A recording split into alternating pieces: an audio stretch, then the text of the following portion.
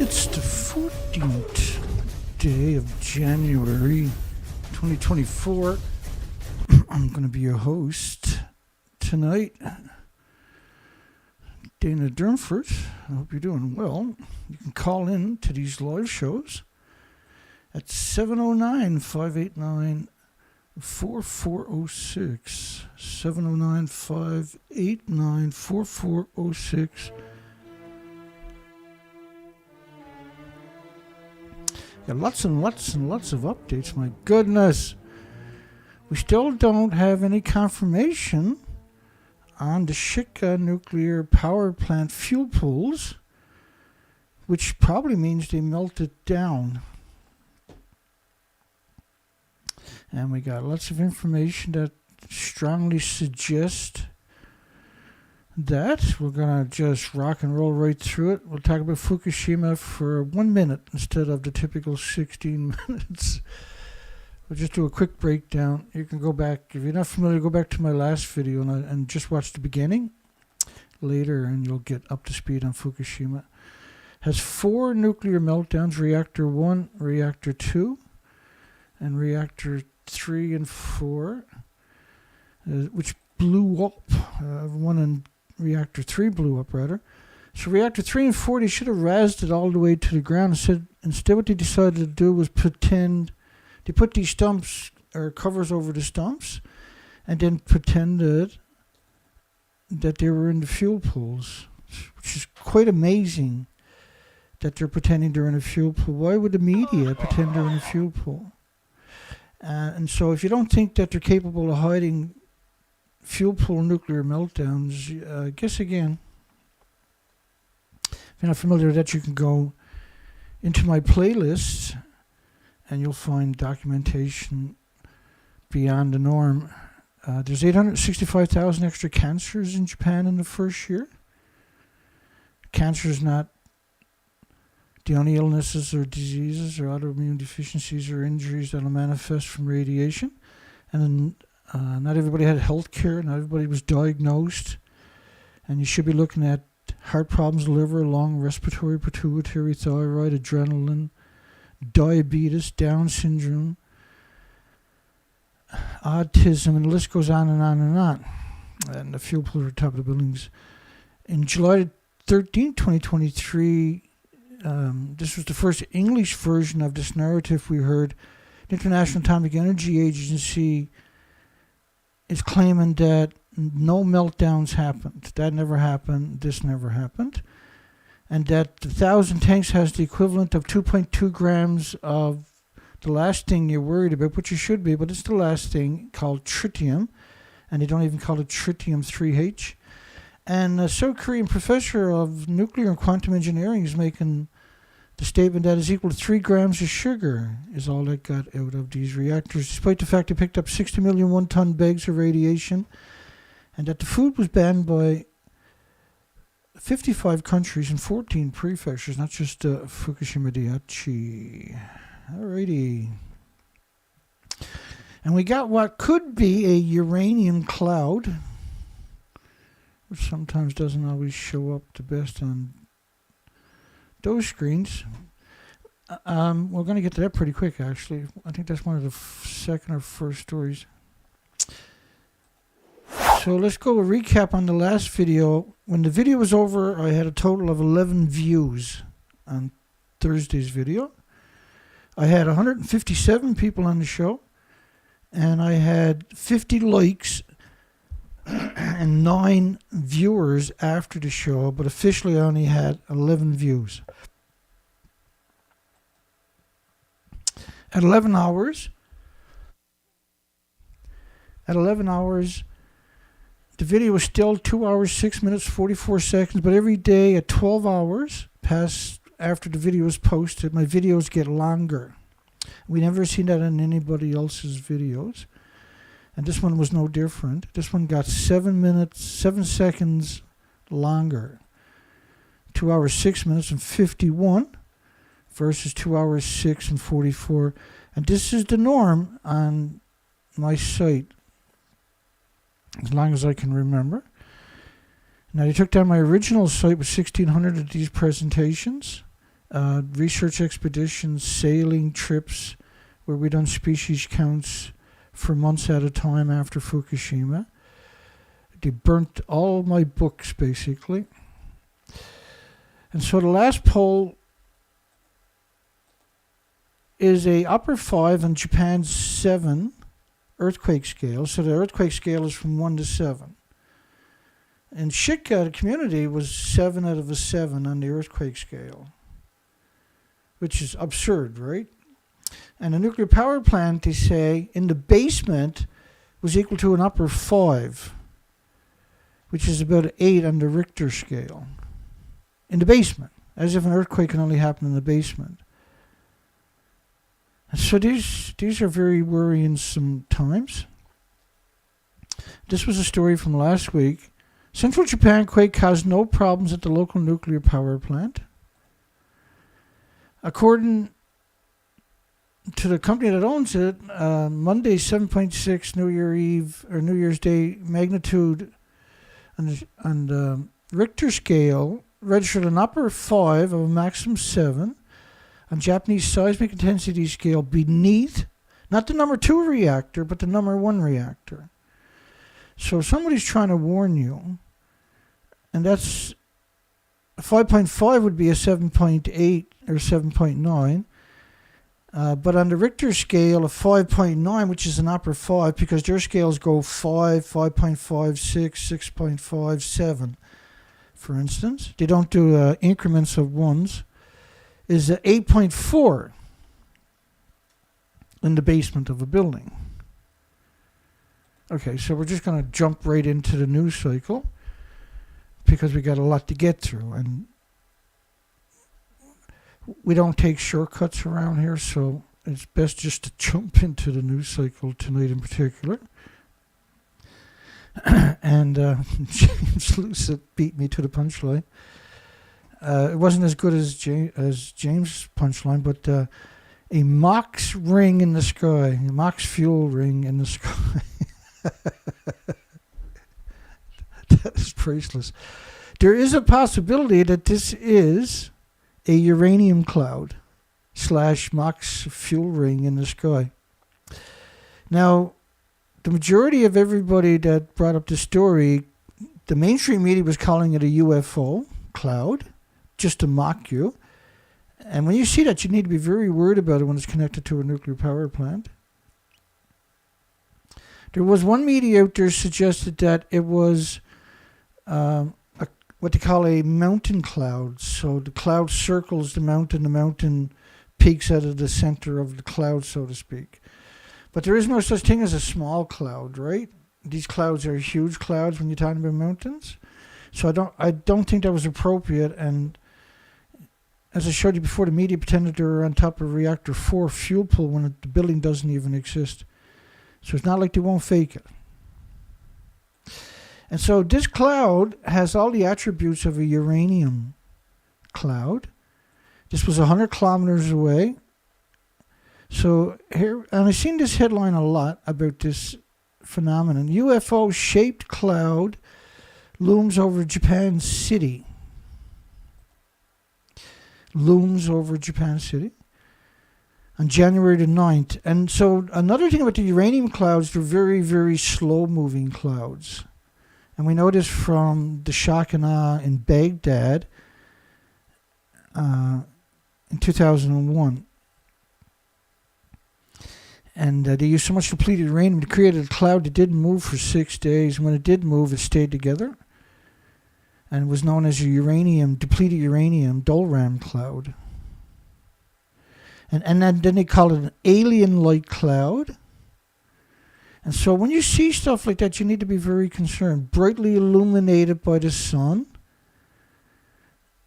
And we might have to go into the big screen because my eyes are not doing any good after I had heart attacks and surgery last year in February. It kind of blew out my eyesight. Up to then, my eyesight was actually good. I didn't need glasses at all. People on social media thought that and it's easier for you to read too when I do this big screen. People on social media thought that strange sight might be a precursor to an earthquake, something which the experts have said no basis and urge everyone not to spread misinformation. Again, Japan has thousands of earthquakes a year, so even if it's not true, they're still going to have an earthquake, right? It is, in fact, a certain cloud that appears as a saucer-shaped cloud, which how come I've never heard of before, and forms when stable moist air flows over mountains. It happened to be right over Kanazawa, which by road is 132 kilometers from Shika, but by the bird is not very far indeed, right? And we got more of that coming up after. A story on Fukushima. Jetro, who we've covered for many, many years now, about their despicable organization, academics, have brought buyers from overseas to Fukushima. Now, I showed you at the beginning that the food was banned in 14 prefectures, not just Fukushima, by 55 countries for over a decade. And I also showed you that there was 865,000 extra cancers in Japan in just the first year. So be very, very worried about organizations like this, which is a Japanese organization put there just to push the food from the nuclear wasteland itself. External Trade Organization organized an overseas buyer's tour for seafood from Fukushima. And Suriko. And Suriko is an interesting spot because you can see all these traps where the flow of the coastline up Fukushima, because the current flows that way, and offshore to the Kuroshio current, of course. But it also flows up along this coastline, and you see all these eddies, these fjords and inlets. They're great spots for trapping huge amounts of radiation. And Suriko. So if they're pushing these places, why ain't they pushing this place? Why ain't they pushing that place? Because they like to push places where the radiation is built up and they already found it.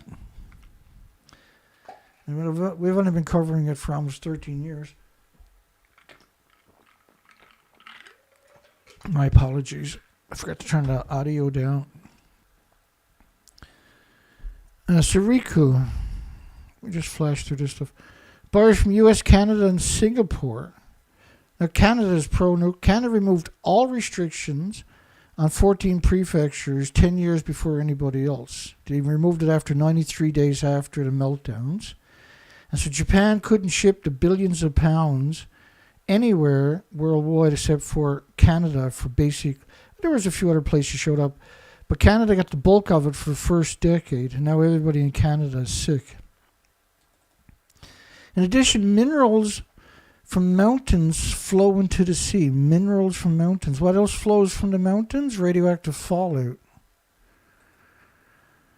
And a buyer from USA, I said, I heard that the shipments of the seaweed started again in 2018 because it was banned because of radioactive contamination. And radiation never goes away, so why would you pretend it did? For 7 years, they had not been able to harvest the seaweed. Yoshihiro. I'd like to create a business process that included thoughts and feelings of operators and explain to them the customers so they will be willing to purchase those products. I'd like to create a business process that included the victims who got heart problems and liver problems and lung problems and respiratory and pituitary and thyroid and adrenaline and all the other illnesses. You sack of excrement. Said he would offer a variety of proposals using nori seaweed and dishes to increase recognition of the ingredients as they introduce cooking methods and recipes. And so they're going to get in your pizzas, your pasta, your cappuccinos.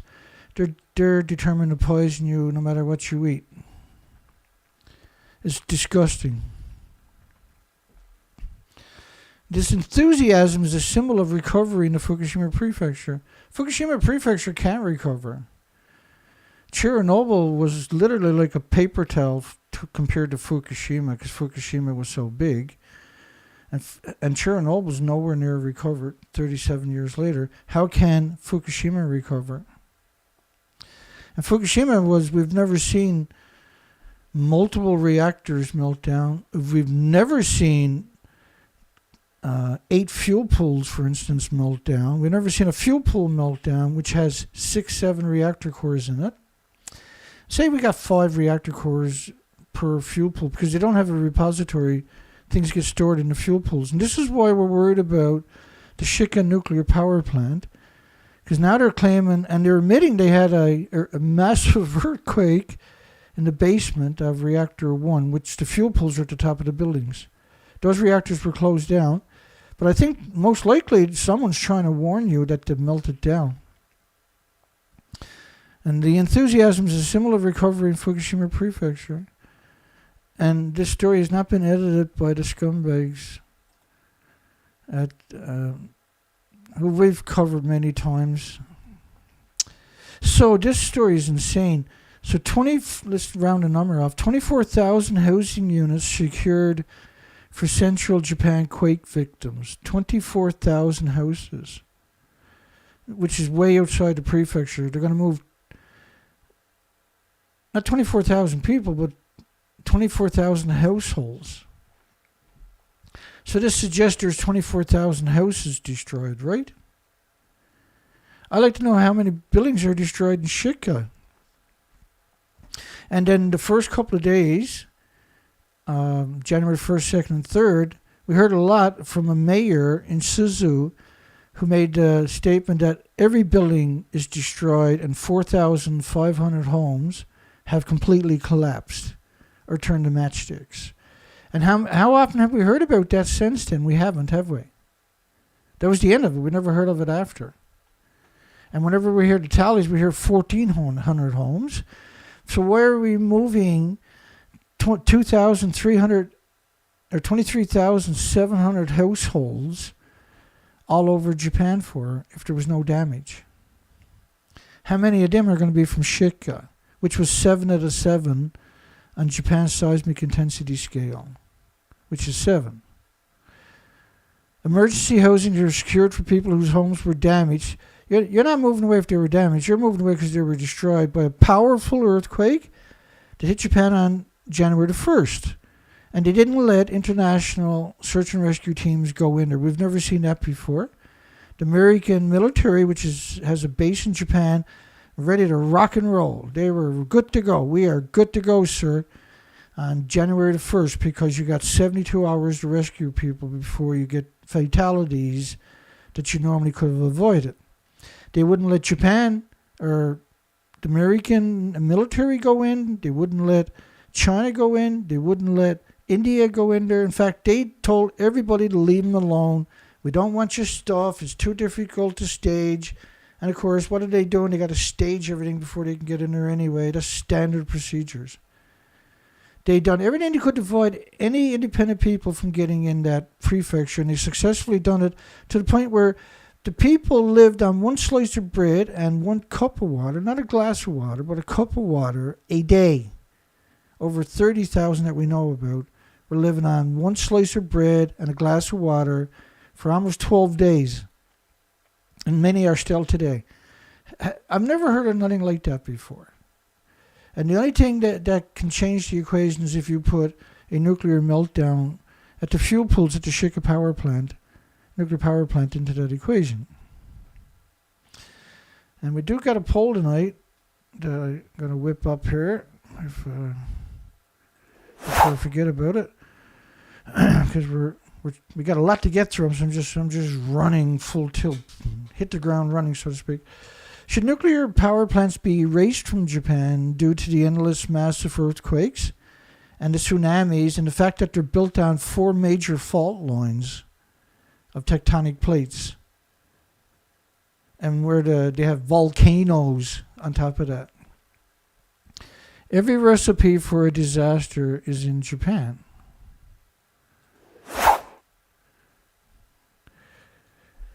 At a meeting of the government's disaster response headquarters, the Prime Minister of Japan, Kishida, instructed relevant ministers to take prompt action so the people who want to move into emergency housing can do so as soon as possible.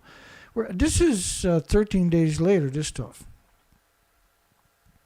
Why didn't they go in and bring food in? Why didn't helicopters go in there? Now, he flew in on a helicopter this morning to Wajima. And then he flew back out, of course. But they wouldn't let helicopters go in and drop off survival medication, blankets, heaters, generators, water, supplies, medical attention, medical help, rather. How come? They would not let international help. I've never heard of it before. Have anybody ever heard that before? I've never heard of that before. He called for promoting the use of secondary evacuation places like hotels to which evacuees and makeshift shelters can move. This is 13 days later. They're still living, a majority of them are still living on a slice of bread and a cup of water a day. 300 units of public housing, 5,500 units of private rental housing is secured in Ishikawa Prefecture. Hit hard by the 7.0 magnitude quake. So if they can do it now, they could have done it 5 days ago. In the nearby prefecture Toyama, Fukai, Niigata, some 900 units of public housing, 17,000 units of private rental housings are available. So why are they trying to move 23,700 people or households if there was only 1,400 homes destroyed like they've been trying to claim for the last 4 or 5 days, despite the fact that we know it's significantly worse than that. Quake victims are battling looters, thieves, and scam artists, aka the nuclear industry, the government.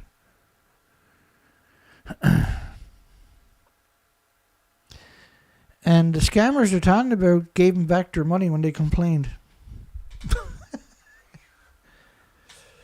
Japan's in the lunatic country, if you ask me.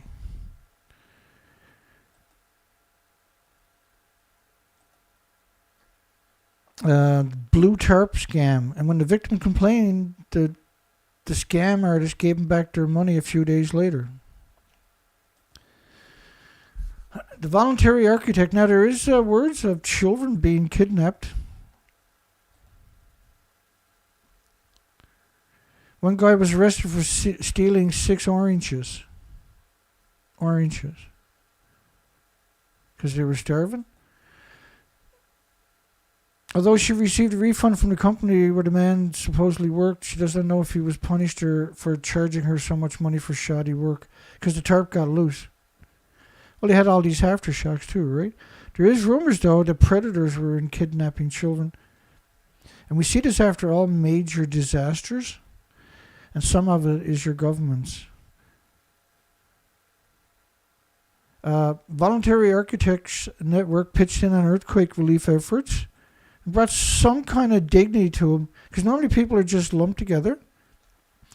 And their design is a pretty cool design. So you actually got curtains to put around your little cubby hole, which is a step up from what we see in most of the shelters where everybody's just staring each other in the face 24 hours a day, right? And they're actually off the ground with these fold out. Now, I know they're not going to be very comfortable, but they're definitely going to be comfortable sleeping on the floor. And they have an insulated blanket on the floor that reflects heat from your body. It's very cool. And they've been around a long time.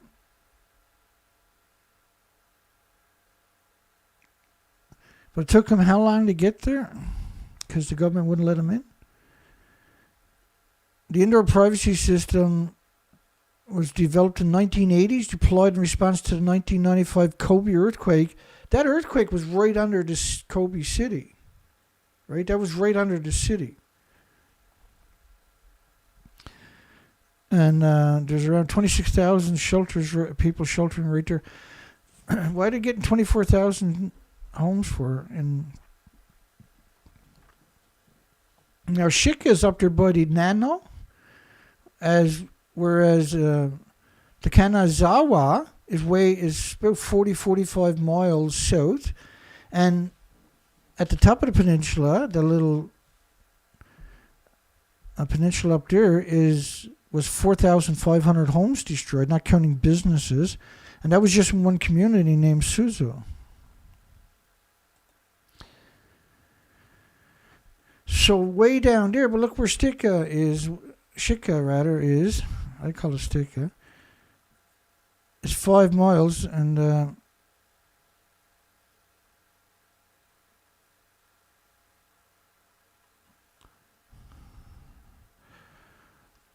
so it's around 40 miles, 45 miles south or north of.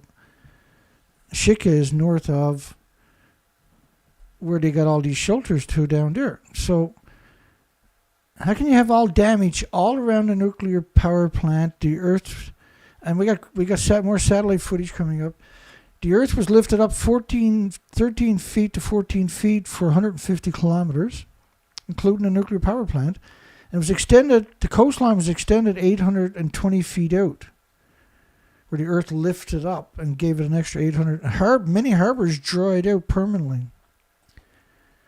And this is a 4,000-year-old fault line. This has been dormant for 4,000 years that has erupted. So it's every facet of this story screams, holy smokes, right? They've had over 1,200 aftershocks. They had over 1,200 landslides.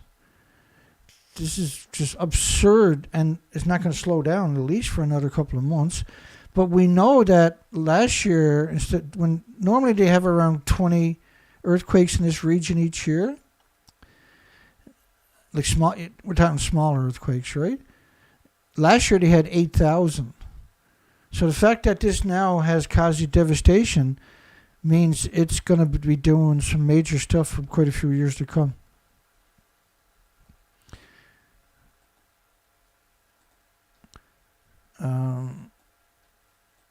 So this network brings some dignity to the victims because the government is going to abandon them. This is one thing we know.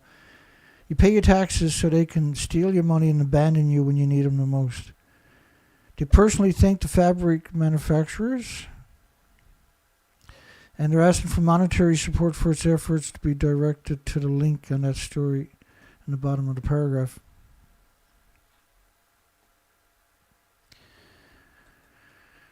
Quake-hit Japan town steps up quarantine of ill evacuees. Well, you abandon them. They got no heat. They got no food. They got no medication. They got no doctors, no nurses. They got no water. They're sleeping on the floor. They barely have any blankets. The list goes on and on and on. They've been abandoned for 12 days. And many of them are still abandoned. There's quite around 2,000 that they still haven't reached, because apparently helicopters are only allowed to fly everywhere but on the Noto Peninsula, the Shika Peninsula. Quake-hit Japan town steps up quarantine of ill evacuees. And the reason they're ill is because they've been abandoned by the government and they don't have any nutrition, no food, and they have no way of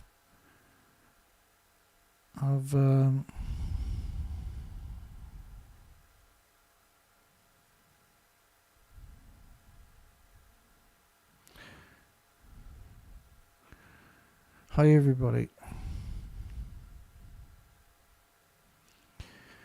Just booing up through the comment section.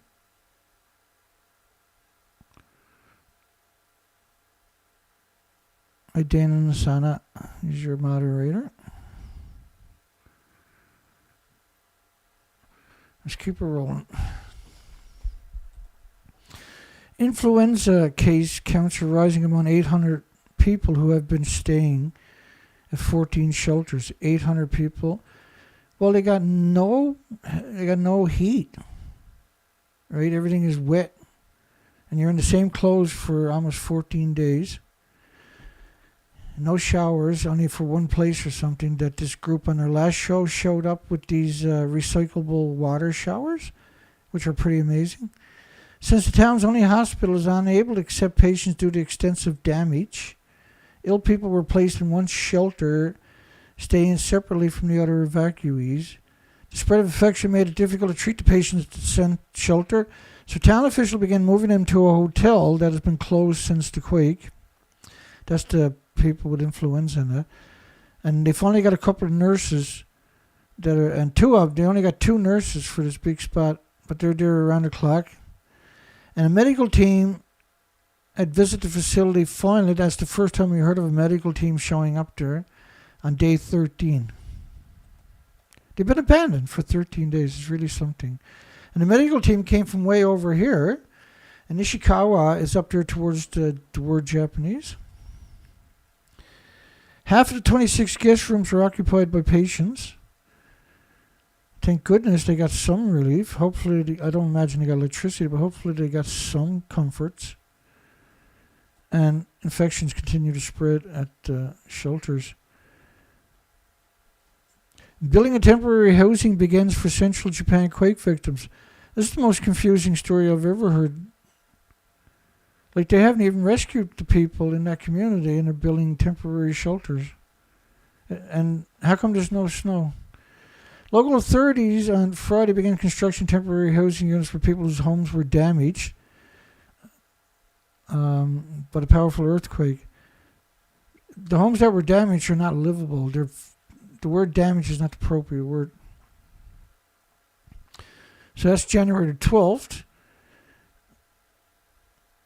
2024, in the schoolyard at the elementary school. That's Friday, in the schoolyard.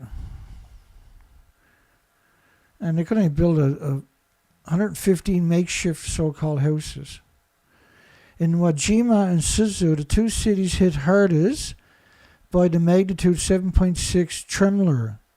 Why are they using the word tremor again? And 60 more, these are earthquakes. 7.6 is not a tremor. That's a seismic activity, like a sonic activity. An aftershock is an earthquake, for instance. But a 7.6 is an earthquake, period. There's no splitting the description. And 60 more in adjacent towns in Noto and Anamizu, which is that little back eddy, which is this little cutout on the right-hand side of the peninsula, which is in here, right? So you see Anamizu.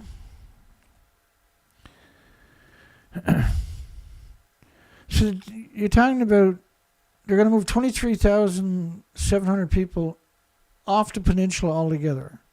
And not 23,700 people, but 23,700 families.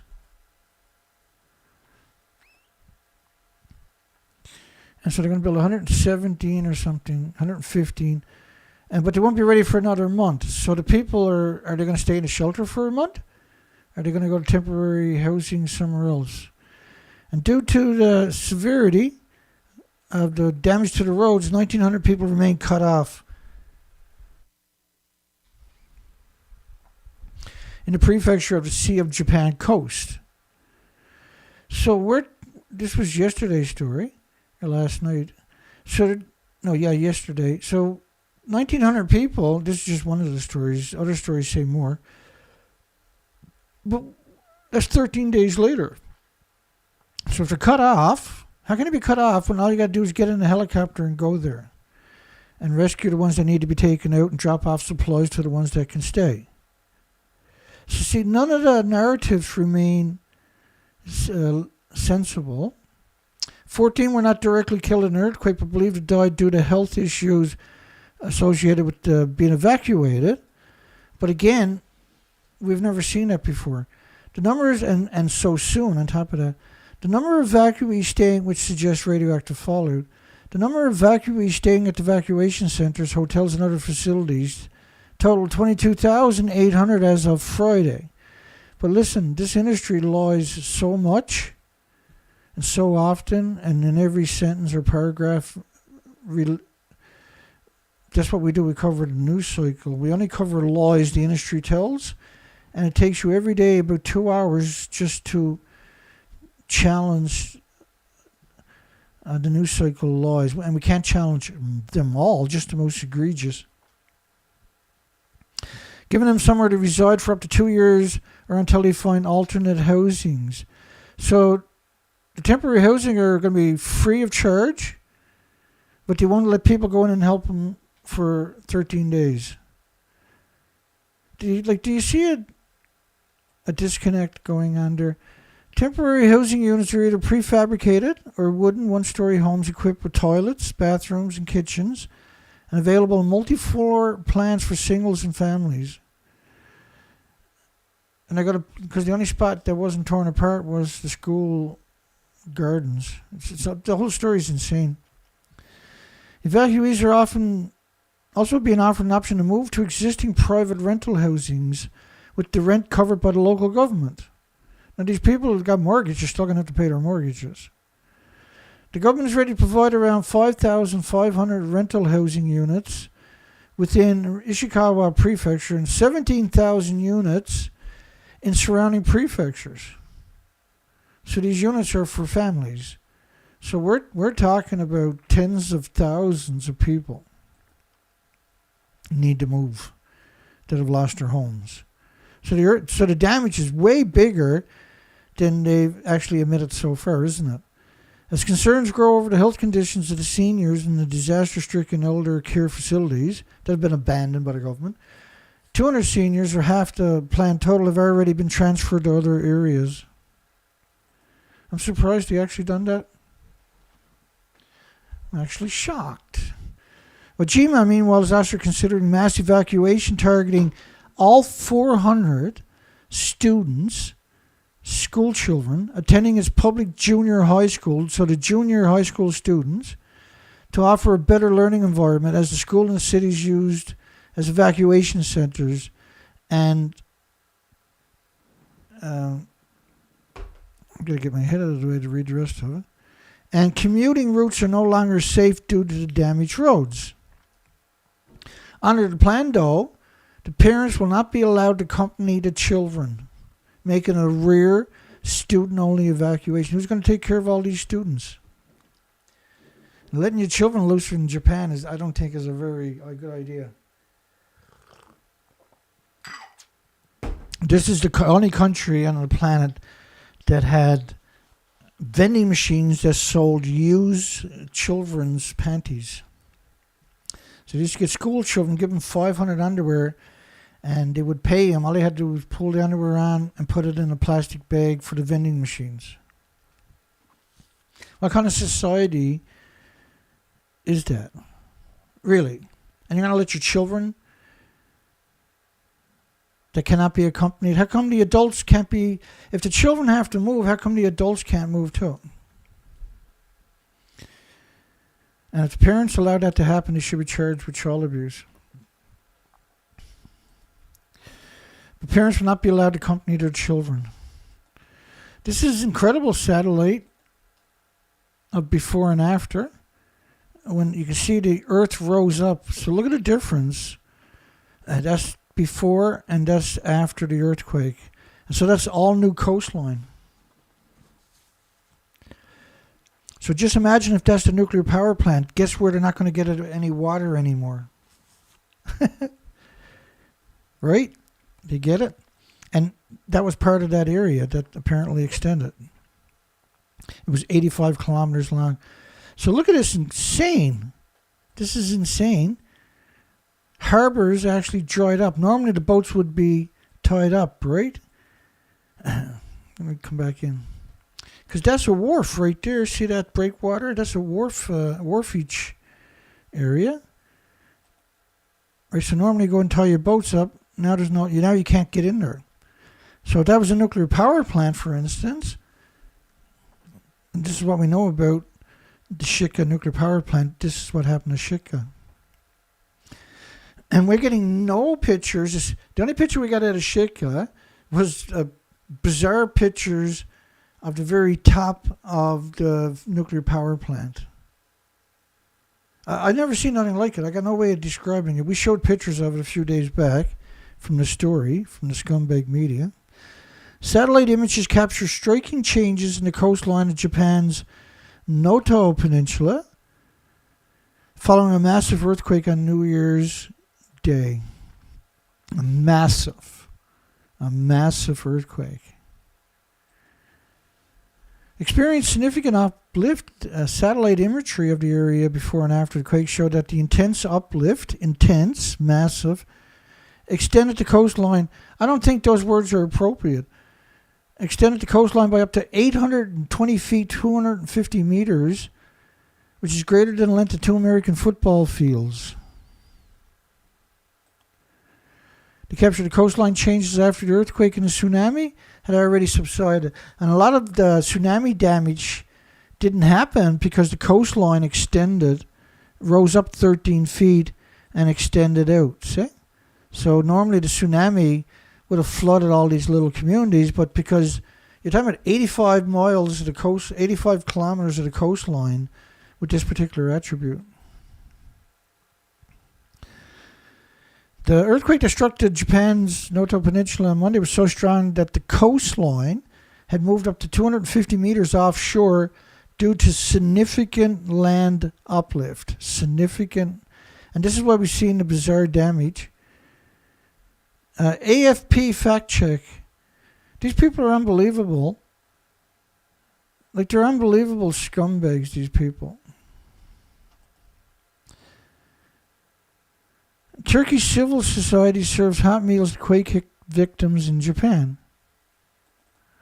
And this is Wajima, where a 7-story building was shook so much that it tipped over. And this was built to code. The Turkish team embarked on a half-a-day trip from Tokyo, which is 200 kilometers away, where they distribute hot meals to hundreds of affected individuals because the government never went in. Remarked that it was his first time experienced Turkish cuisine. Being able to eat under the sun for the first time in a long time gives you energy. They were living, a lot of them are still living on a slice of bread and a cup of water a day. Japan successfully launched an intelligence gathering satellite to watch for North Korea missiles. A lot of people don't know it, but Japan was occupied by North Korea, or North Korea was occupied by Japan for 50 years, or 48 years, whatever it was, until Hiroshima and Nagasaki. And now they've been occupied by UN for 70 years. So for 120 years, North Korea has not been free, has been occupied. But Japan occupied North Korea for 50 years. And it was evil what they done to North Korea. It was unbelievably, despicably evil. And so they're worried about retaliation. But I mean, if Japan tries their missile towards North Korea, it's called testing a missile. If North Korea tests their missile into the ocean, it's called provocative. United Nations is a scourge on humanity. All I know is that much.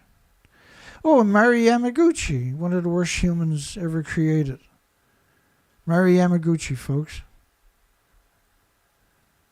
That's the cover story in the nuclear industry, but we also see her in the military applications, don't we? A degenerate monster. I actually left that on her Twitter account. I said, "You're a degenerate monster."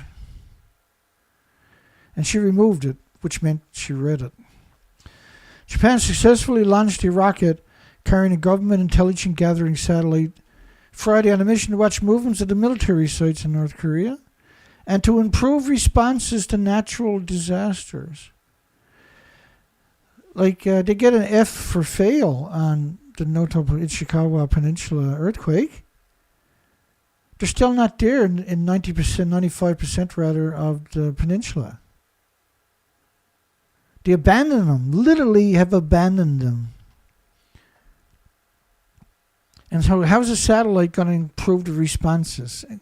Now that satellite apparently is capable of taking a very high quality picture anywhere on Earth.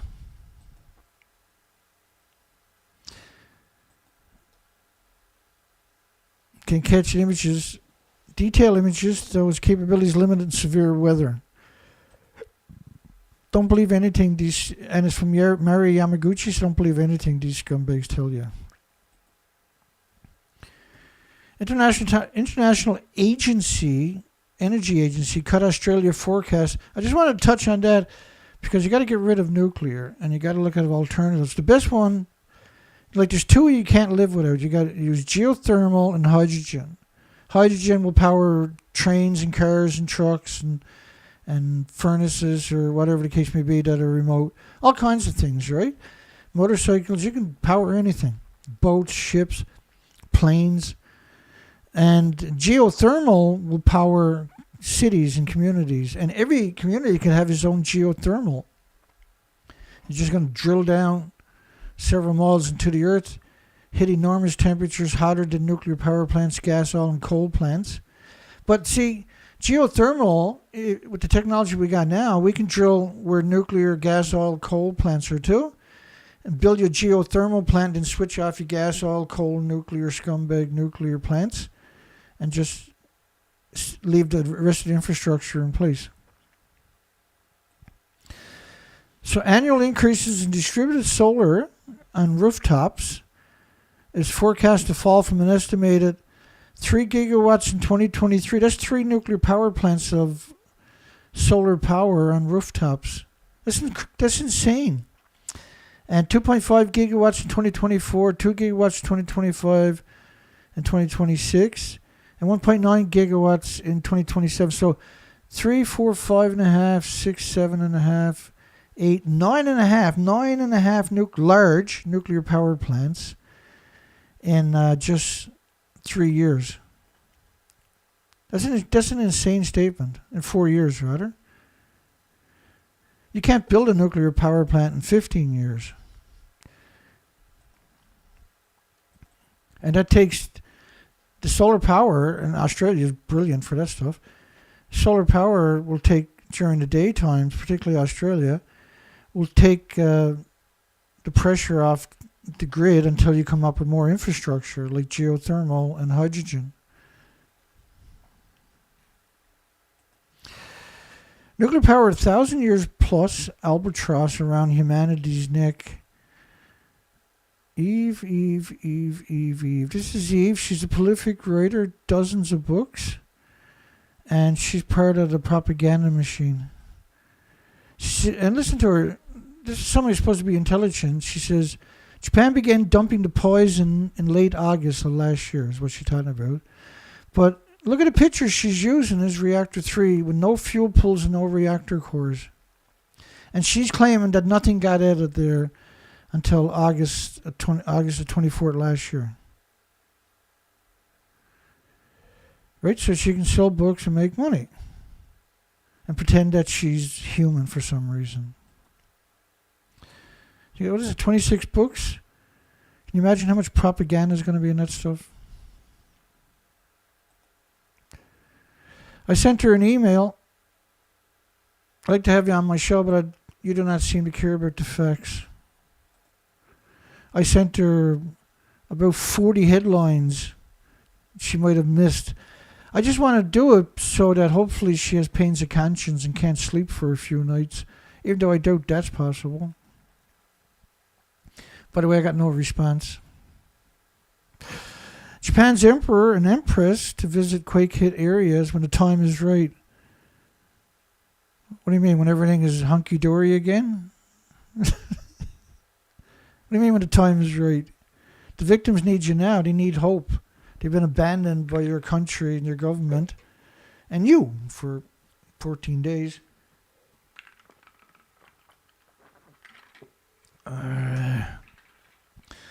And so, I would love to have a co-host so my throat can get a break once in a while.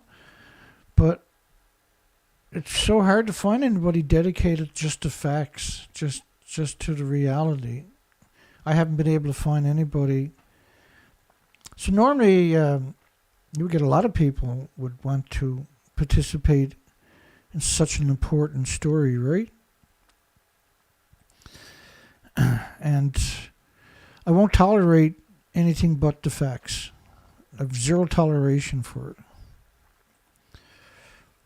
Look at some of this damage. So now, likely to cost upwards of $3 billion. $3 billion. Well, they expect the houses, and let me bring up the calculator so you can actually appreciate it.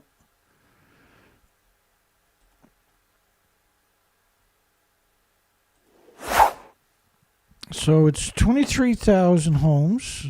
23,700 homes are destroyed. If you multiply that by 250,000 a house, they're estimating it's over 300,000 a house to replace them. That's $6 billion.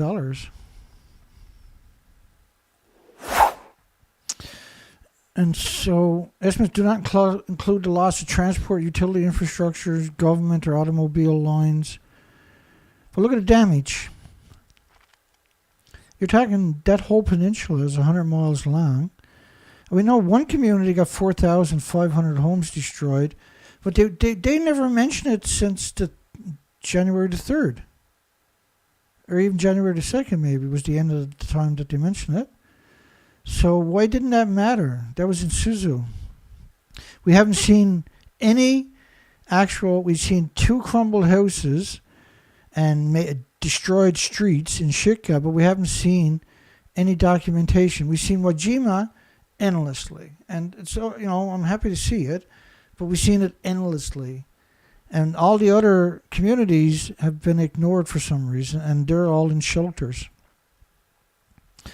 However, it does not encompass losses related to non-modeled exposures like transport, utility infrastructures, government or automobile lines.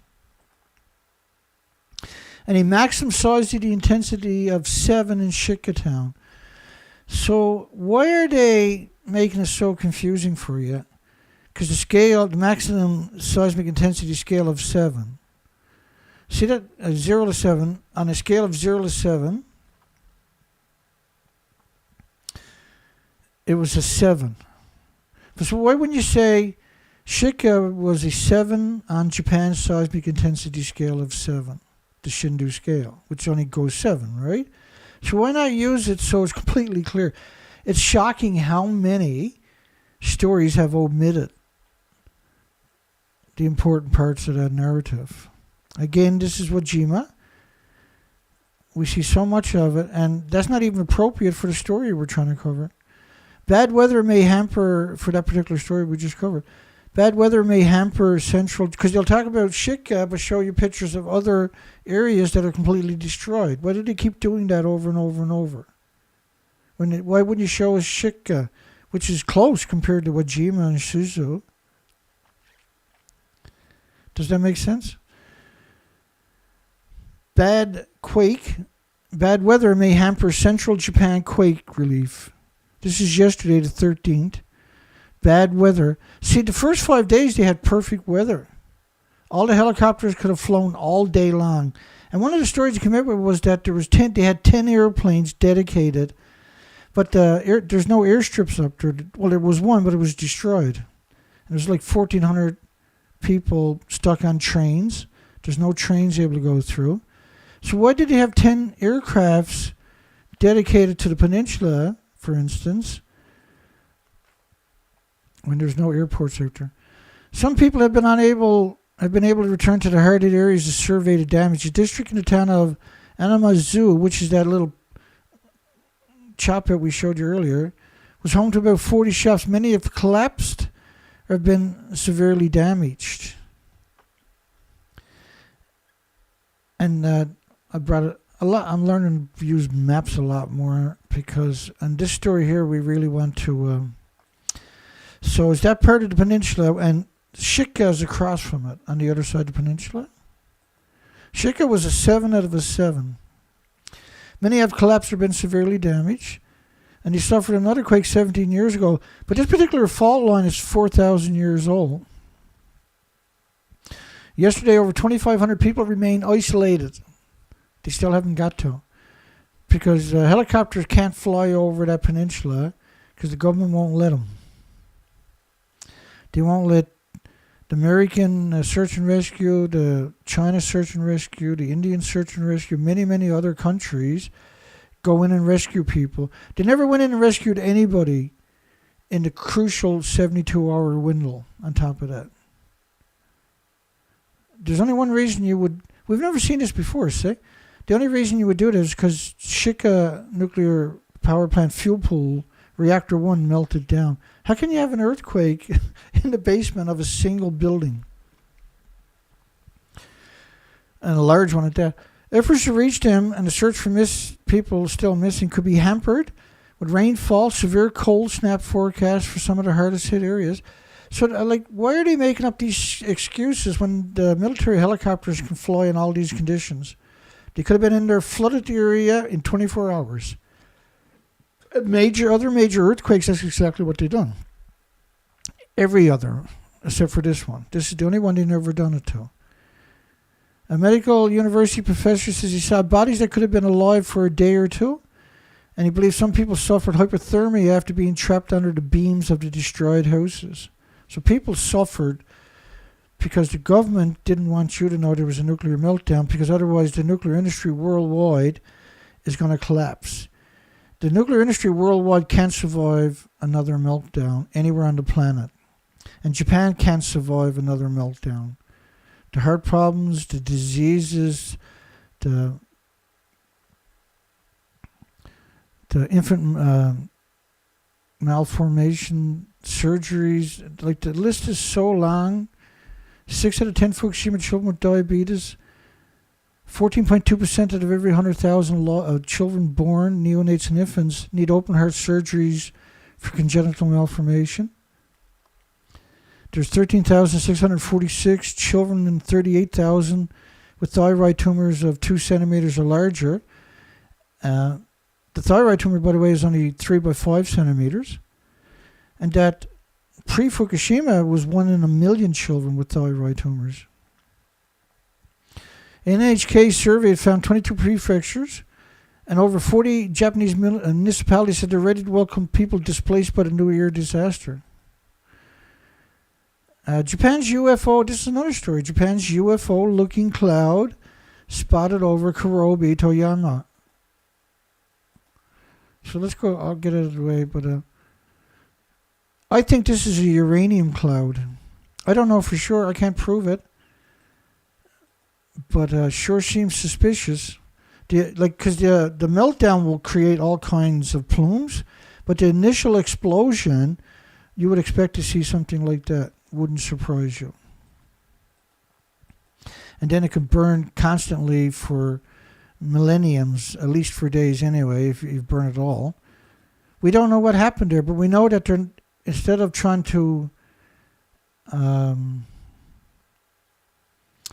they were supposed to inspect the Shika plant to be reopened in a few years, right?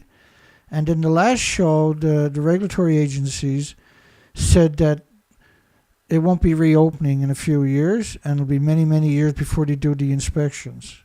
In other words, they're not going to show you or tell you nothing about that plant. And so this could be one of those clouds that are produced on top of the mountains, but that's a very rare occurrence, because usually it's all kinds of clouds, not just a single cloud, right? This is emblematic, though, you would expect from an explosion. And heavy uranium, so heavy, it's the clouds. One thing about the uranium clouds is they stay together for a very long time. Like the heavy uranium that they seen, the DOLRAM, depleted uranium low-level radioactive weapons they used in Iraq right after the shock and awe in 2001. That cloud stayed there for almost 6 days straight, despite the wind blowing all the other clouds away. And so that Kurobe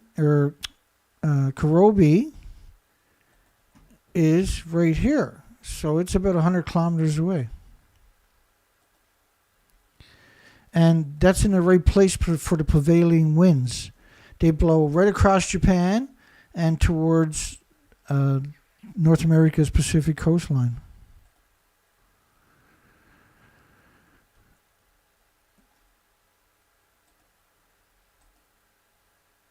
It's very interesting. Mortgage relief for quake-hit homeowners.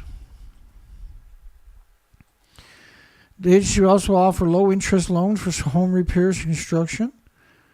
37 million yen, which is $320,000 loans at 1.59% interest fixed rate. 342,000 Canadian dollars. Now, this fault line hasn't ruptured for 4,000 years, and you could have a nuclear meltdown in Shika, and that would explain why they're offering these kinds of packages to get people to move back into the nuclear wasteland that are complacent and don't understand the significance and severity and the health issues that could manifest from something like that.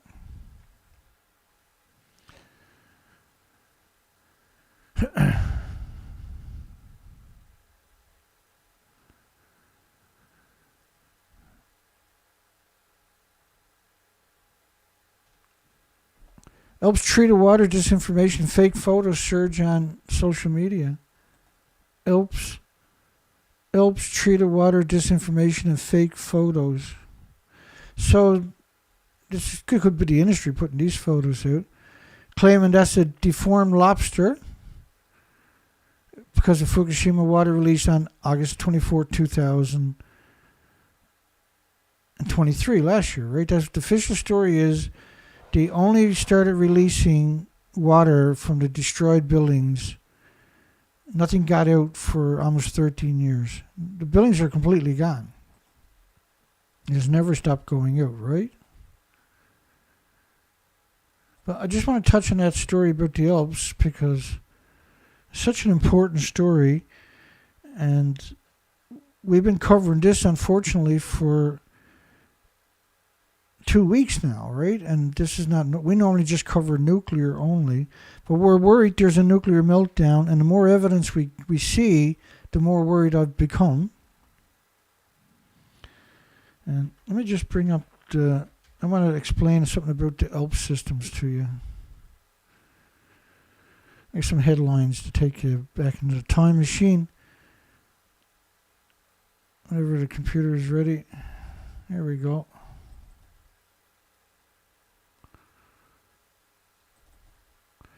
Well, first off, they built all the tanks at the one time in 2013 and the beginning of 2014.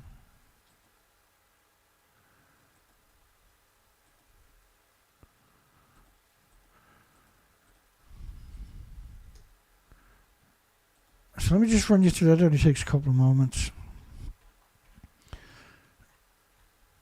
So the ALP system in April the 21st, 2014,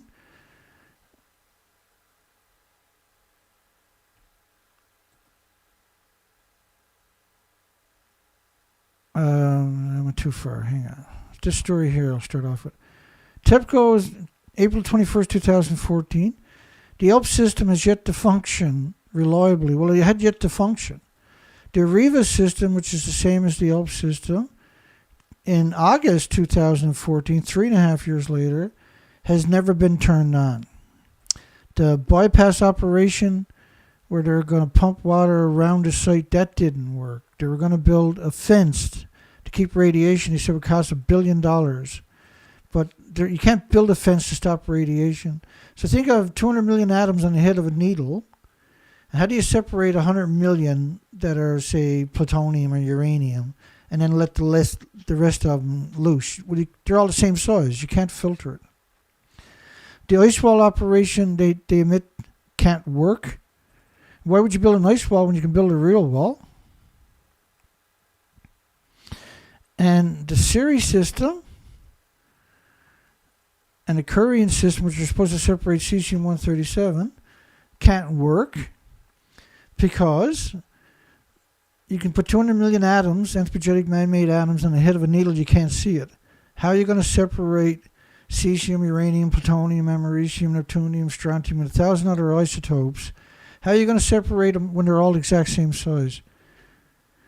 Like, you have to contain everything, and a normal reactor would fill up 1,000 tanks 6 times a day. The plant has already released the enormous, this is 2013, in January, the plant has already released enormous amounts of highly contaminated water directly into the ocean from a plethora of leaks. These are not leaks, the buildings are completely destroyed. EU Energy Commissioner called Fukushima an apocalypse. Everything is out of control. France said Japan lost a country and the French should leave it. The Swiss embassy evacuated Tokyo 240 kilometers away because of Fukushima, and appropriately so. Tokyo has lost almost all control events at Fukushima, the energy officials. Nuclear report warns of an apocalyptic scenario at Fukushima in the weeks ahead. It could one day be considered the start of the ultimate catastrophe of the world and the planet. Korea called the administration in 2011 in South Korea called Japan's handling of Fukushima incompetent, which is very polite, by the way. Japan professor in 2011-13, 1,000 years from now, contaminated water from Fukushima may be still entering the ocean. And then the numbers, when you're talking about per liter, you're talking about lethal doses by the liter for a human. You can't filter this, see? So when you see these connotations where ELP, treated water disinformation, fake photos surged on social media, that's probably them.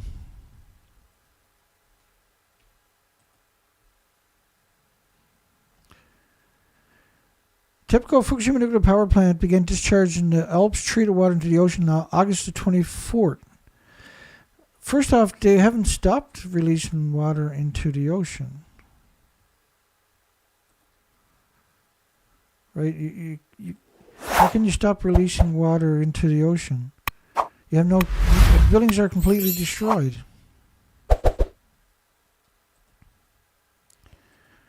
Just let me give you one example.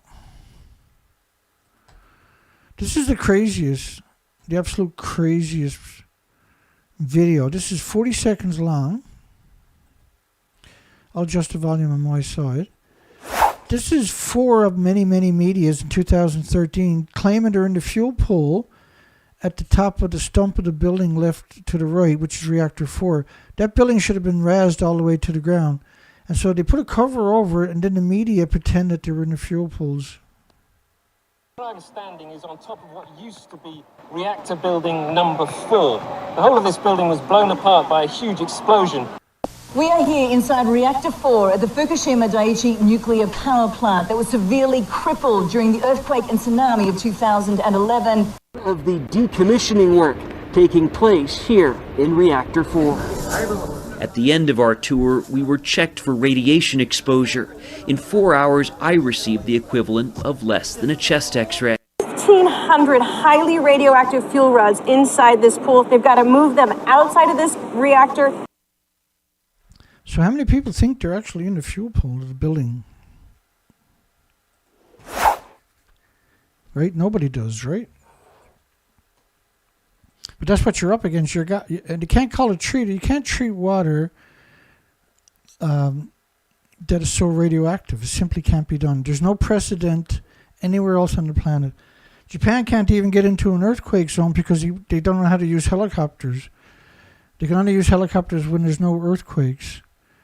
And so when they say that they're prepared to remove fuel debris from Fukushima Daiichi Reactor 2, they're not going to, like, that liquefied. It actually liquefied at 9,000 degree Fahrenheit temperatures. This is not, you can't take a picture in there. The camera won't work, and the person who tries to go to the building will die right away. You can't physically send equipment in there either.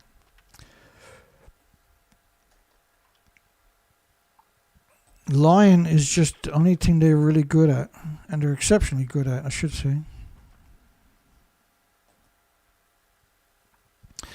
Video falsely claims nuclear watchdog database reveal Fukushima radioactive contamination.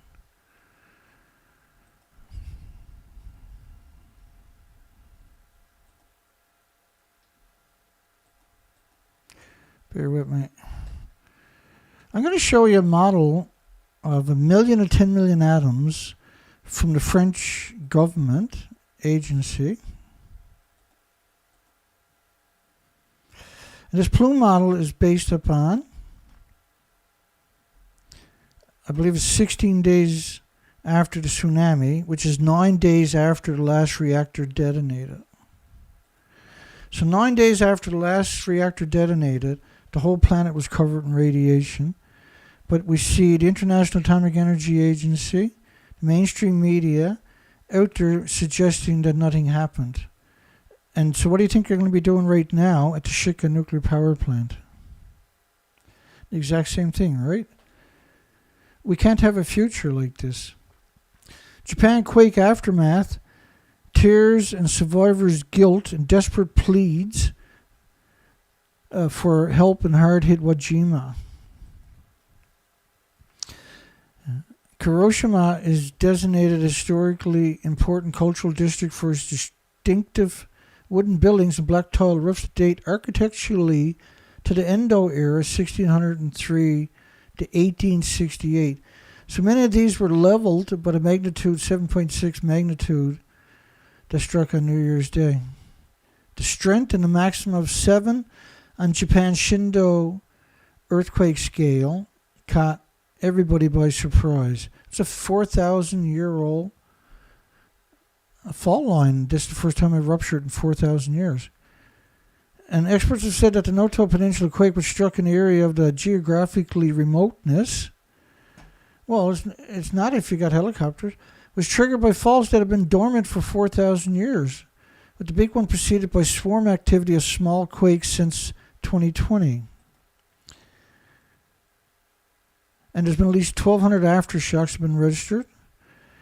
Wajima shifted 2 meters southwest because of the crustal deformation, the whole city, with an uplift as much as 4 meters, 12 feet in parts of the city.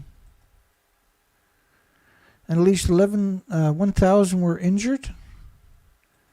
And these buildings just self-destructed. A lot of them turned into matchsticks, right? Nearly 10,000 residents in Wajima had a population of 23,000, are scattered across 150 evacuation centers where there's limited food and water. That was yesterday afternoon. Where there's limited food and water. Let me check the date on it, actually.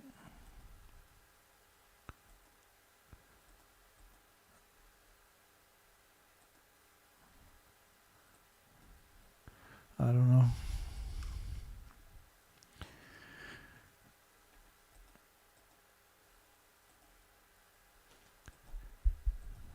So why is food still limited? Why is water still limited? Well, I know all the, when you lift a city, an entire city, a couple of 6 feet south and then lift it up in a lot of places 13 feet, you're just going to disconnect all the water mains and all the sewage and everything else. It's going to take you years and years and years. You're going to have to rebuild the entire infrastructure, everything, to get that place back and working again. It's an enormous amount of work we're talking about. The city's mountainous terrain means at least 1,600 people are hard to reach. Yeah, but they got helicopters. Right, we've had lots of polls since January the 1st, should Japan use helicopters? We've had polls, should they allow international rescue teams that wanted to bring in their own equipment, their own dogs, their own specialty search and rescue groups, like they've done many, many times everywhere else, and including in Japan. But this is the only time we've ever seen on the entire planet where they won't let search and rescue teams go in, where they won't fly helicopters in, where the news media didn't fly their own helicopters in. We've never seen it anywhere on the planet in history. We've never seen it. So what's the chance there's a nuclear meltdown is the reason behind this. When they actually admit they had a earthquake, they said, in the basement of a single reactor building. Not reactor 2, not the pump house, not the site, but the reactor building number 1. And a large earthquake, like a 6, basically, on Japan's seismic intensity scale of 7, which is equal to about an 8.4 on the Richter scale. How can you have an earthquake in the basement of a building of that magnitude? You can't, see? And if they had an earthquake there, it's because they're on that part of that 150-kilometer fault line. We know the coastline extended out 820 feet and lifted up 13. And guess where nuclear power plants are situated? Yeah, cities' mountainous terrains are hard to reach as they live in hamlets and have been cut off by landslides and can be accessed only by hours-long treks. Why would you use that word? Or helicopters. But you didn't use helicopters. So if that's the only way you can get there, why not use helicopters? Is that stupid? Is that crazy? In fact, the helicopters don't even have to land. They can come in with pallets of food and water and blankets and generators and gas and diesel and whatever, and drop off supplies and military and doctors and nurses and communications, and the list is very long, right? Water purification tablets, you name it. There's many ways they could approach it, but they didn't. How come? We're very, very concerned. And you should be. You should be absolutely terrified this is possible. The city's mountainous terrain means at least 1,600 are hard to reach and be cut off by landslides. And you can only get there basically, like, how are you going to do hours-long treks? Why would you do it when you can do helicopters? How much can you backpack in? And now we got adverse conditions, so why not just use the helicopters? Wajima sustained heavy devastation, including a 7-story building that toppled to its side. Authorities still do not have a count of how many buildings were damaged in the area, so they still don't know. How can you not know? 14 days later, how does that work? How can you not know? Oh, that's right, because you wouldn't let helicopters go in and take pictures. What's wrong with that picture you're looking at? And it's not an optical illusion. Anybody want to tell me what's wrong with that picture? I got the comment section up.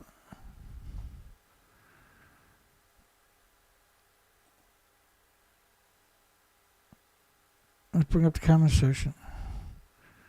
Does anybody know what's wrong with that picture? Oh. What's wrong with this picture? I'm going to keep my eyes on the comment section for a little bit. I just want to...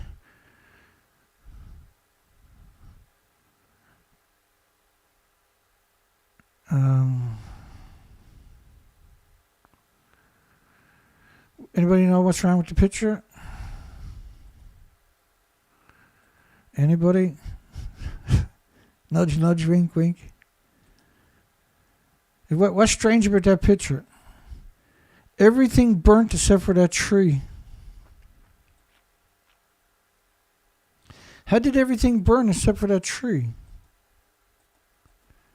Anybody know? Yeah, what's with the tree? Way to go, Suze. Awesome. Tsunami, sure. Yeah, Sue got it first. I'm sure other people got it eventually, but that's the correct answer. Yeehaw. Big yeehaw for Sue. And why is that tree there? Now, she's seen it before I put those pictures up, because there's quite a delay on your end, right?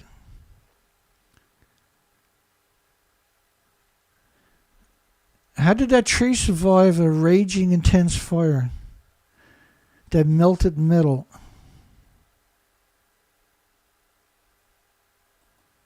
I'm so confused by that picture. Is that one of the reasons they wouldn't?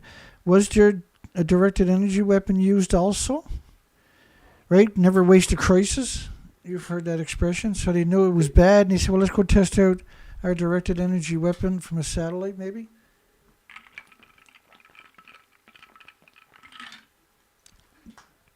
See if we can save that.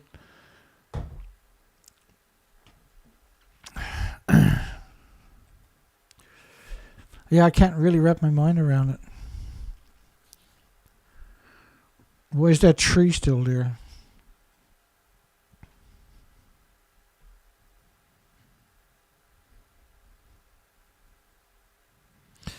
Yeah, like if the tree is photoshopped in, but that's the mainstream media, why would they put a tree in there? Let me find the headline for the story. You can go check it out yourself. I believe it's that story. Yeah, that story. And you're scrolling down and you find a tree. It's bizarre. And it doesn't look like it's photoshopped into me, by the way. I can Photoshop a tree in though if you want me to. Just bear with me. Let me see if I can Photoshop a tree in there. I'm pretty good. Hey, I'll do it in real time for you. Bear with me. Why not? We'll break up the party here a little bit.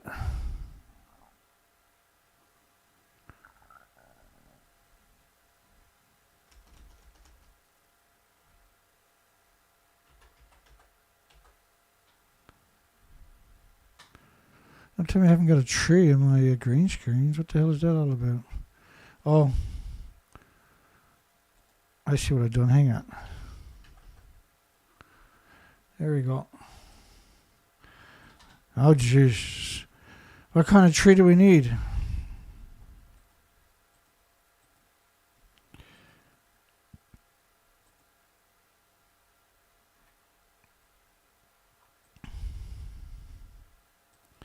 Hang on, I'll find something. Problem is I got too many trees. There we go.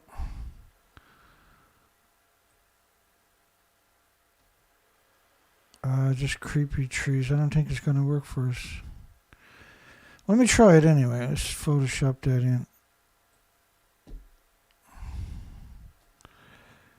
Yeah, let's get another different picture up there. That one there. Where's Dana to? Let's bring Dana in. So I can make the tree as big as I want, right? So yeah, you can definitely Photoshop a tree in. I have no doubt. Let's cut the side off the tree. Make the tree a bit more smaller. And put it up right there. Yeah, and so yes, you can absolutely Photoshop a tree in. I don't believe the tree is Photoshopped. I believe it's part of the building. I don't know, like it doesn't belong there. Let's put it that way. That's for sure. We'll all agree with that. It is interesting. And see how pixelated it is. But look at the building behind it over there. That's pixelated appropriately too, right? And it could be Photoshopped in. I don't know. That could be Photoshopped in over there too, by the looks of it. They look really good together, right? It looks appropriate. But I'm not finding other things I would expect to see with a directed energy weapon. So I just think it's a really interesting thing, though, to see a tree survived. Normally that would be amazing news, right? If you had a forest fire come through a city and that tree survived, that would make big news. How is it possible, see? And this refusing to accept help from the foreign countries apart from Japan's ally, the United States. Well, they didn't accept any help. So Shinzo Abe's taking the heat for his disaster response, appearing to have been caught on the back foot by the extent of the damage, and initially refused to accept. Well, they still refuse to accept any international help, and there's still many people that haven't been rescued. They still don't know how many buildings are destroyed. There's still multiple communities and hamlets they haven't got to. There's still at least 12 communities, as far as I know, they haven't got to. He mobilized just 1,000 military self-defense force on the day of the quake, far fewer than in past comparable disasters, with the government judging that the air and the sea access was difficult due to rough terrain and water. So what are you talking about? It was due to rough terrain and water? The government judging that air access was difficult due to rough terrain and water.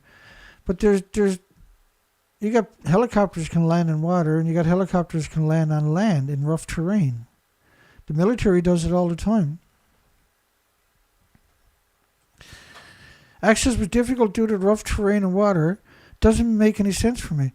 Now, despite multiple landslides, heavy snowfall blanketing the area, the transport of relief supplies by air and sea has begun.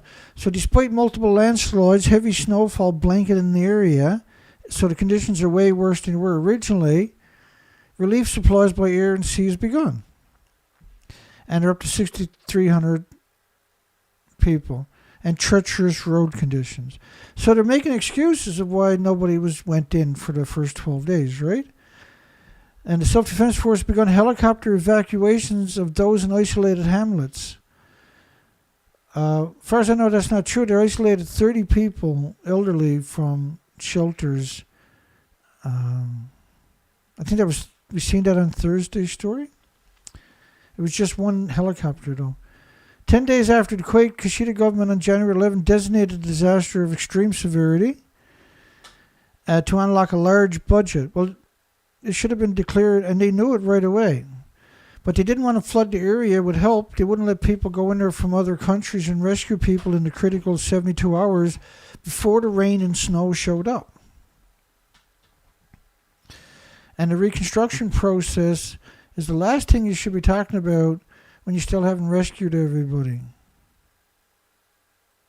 You still haven't counted all the bodies. You still haven't went through all the wrecks. You haven't even come close to removing the landslides. In fact, we believe they left the landslides in place so people couldn't go in. On January 12th, Ishikawa Prefecture began construction of temporary housing facilities. Again, that's insane to suggest you're going to do it when you haven't rescued people. Why not take these people that are good with carpentry and go into the homes looking for the victims? Kishida had been confronting news conference is set to make his first visit to the Quake-hit area on January 14. Why did he wait 2 weeks? Why did everybody wait 2 weeks? The difficult road access meant that the relief had been slow to trickle in Wajima. When a helicopter could have flown there 75 times a day, you could have sent in a dozen military helicopters. They could have flooded each of these areas. By day 5, everybody would have had supplies to last them for weeks. Instead, they were left with a glass of water, or a cup of water, and half a glass of water, and a slice of bread. Like prisoners. As well as other hard-hit areas like Suzu and Anamizu. Relief vehicles have had to navigate narrow, mountainous roads littered with obstacles, and the communities were complaining because they didn't even remove the debris on the streets. The basics of basics. It'd be like for the next 12 days in New York City, every car accident is left where it's to, not removing no car accidents, responding to any house fires or building fires for 12 days. Because that's basically what happened, right? So imagine a big city, and every time there's a car accident for the next 12 days, every one of them have to stay where they're to. And you won't see any ambulances at the car accidents. There'll be no fire department rescue at the car accidents. Everything is abandoned for 12 days. That's what they just done in Japan, right? They abandoned it for 12 days because of a nuclear meltdown at the fuel pool at the Shika nuclear power plant. And it must have happened on January the 1st, the meltdown. But we can't prove it 100%, but we can prove that they hit nuclear fuel pool meltdown in Japan in 2011. And I played this video earlier. I'm not going to play it again right now. But there's a fraction of the media, mainstream media from worldwide, pretending they're 100 plus feet, about 150 feet above the stump over there, looking down on the fuel pool that's invisible to me and you. Well, there is no fuel pool. The building doesn't exist. The list of priorities seems endless. Well, that's because you waited 14 days, you despicable scum. I found myself wondering what I could do if there was anything they needed, such as petrol or fuel or generators that can bring from Tokyo. Well, like if you read any media at all, you know they needed everything. Blankets, medication, first aid.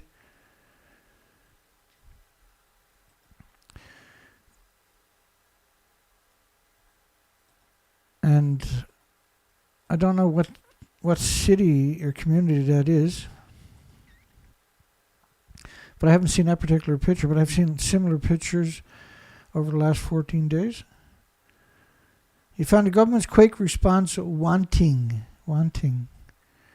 Relief trickles in for the hardest hit quake areas. The hardest hit quake areas.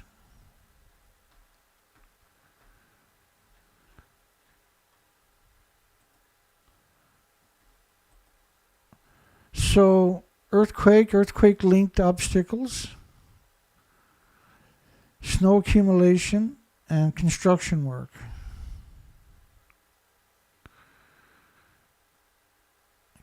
Construction work is like the hammer and the green. So let me articulate some of this. Construction work. So they got some construction work here. Shika nuclear meltdown is right there. They got some construction here. And that's it. So snow accumulations, but earthquake linked obstacles. Look, all of these red with the line across it is earthquake linked obstacles, which is way down here, earthquake linked obstacles. But Shika nuclear plant is right there.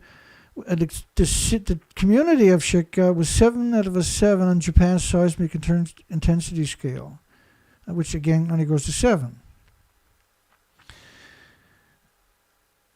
And look right here, earthquake. 2 earthquakes there, earthquake. Now they've had over 1,200 aftershocks.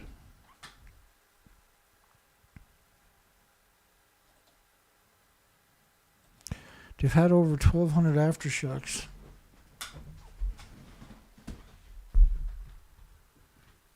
Hang on.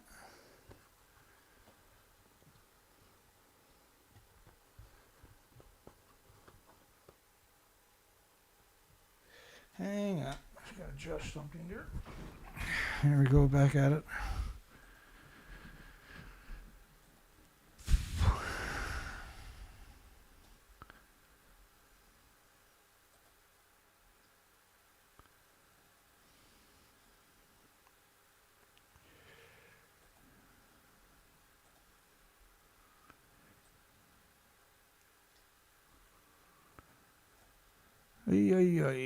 We'll get there. Let me get back over to this other window.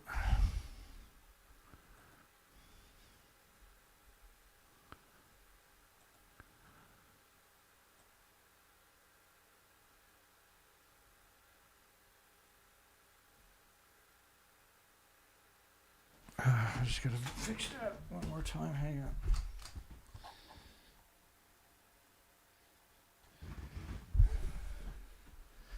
A few problems with my chair. She's getting a little bit old, I guess. We'll get there. So that whole peninsula was torn apart. There's 23,700 people need a home. I'm sure they have secured homes for them outside the prefecture, outside the peninsula itself. Kishida said 3,000 rescuers were finding it difficult to reach the northern tip of the peninsula. 3,000. So in other words, they still haven't rescued. Helicopter surveys discovered many fires and widespread damage to buildings and infrastructures. Helicopters. That's the first time we've heard of this, right? This is 14 days later. This is the first time we've heard of that. Helicopters are actually being used. Well, not in a million years I expect to see that one. After what we've seen. It's not incompetence. They're purposely stopping people from going into the peninsula. They purposely left landslides in place. This is something they've been dealing with for thousands of years. Why all of a sudden wouldn't they let all kinds of people go in there? At the amount of the fuel rods, we got a question. Is the amount of fuel rods...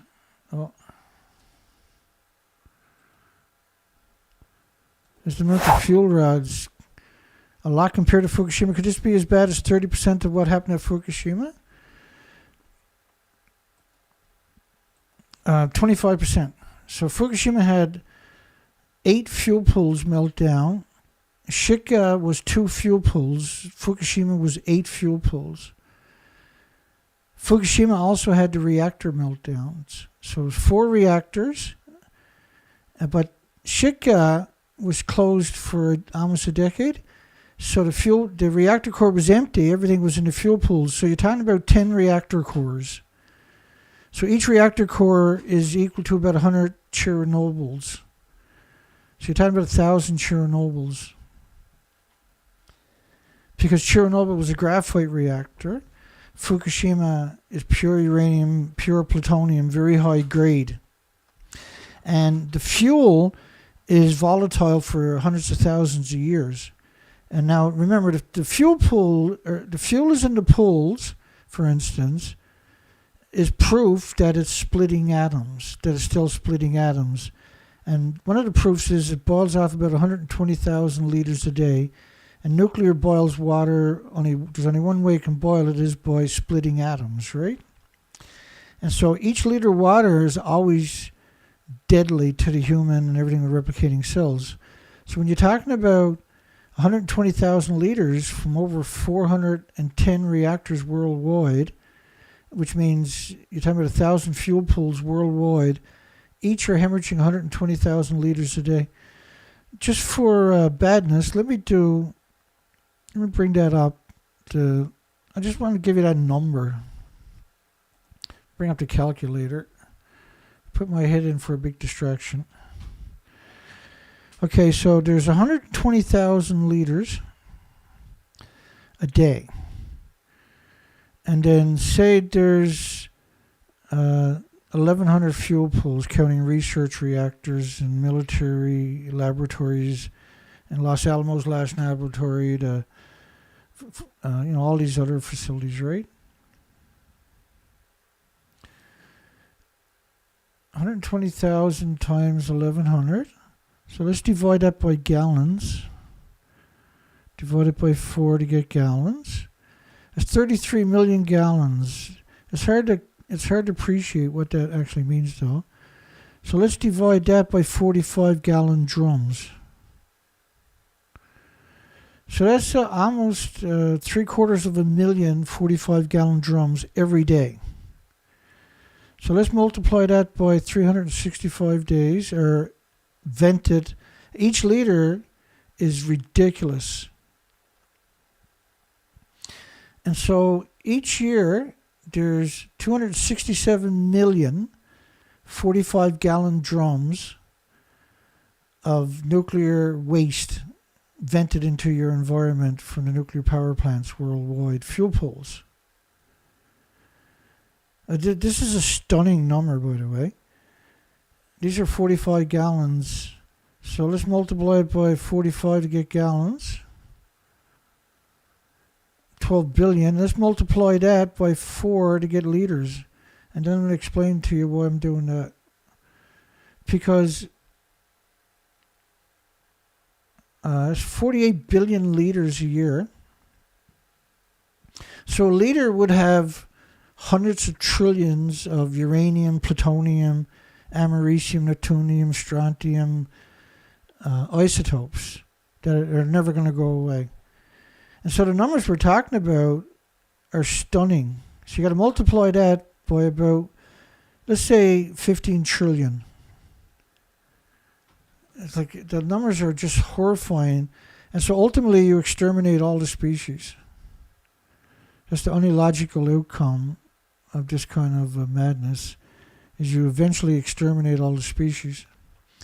So the 120,000 liters that are coming out of the Shika plant each day, everybody in the Shika community would be updated with you. If you start doing research, you would look for heart problems and liver problems and lung problems and respiratory and pituitary, thyroid, adrenaline, Alzheimer's, dementia, autism, diabetes, Down syndrome.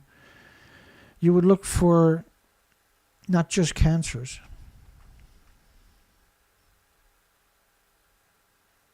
Still 120 people are awaiting rescue.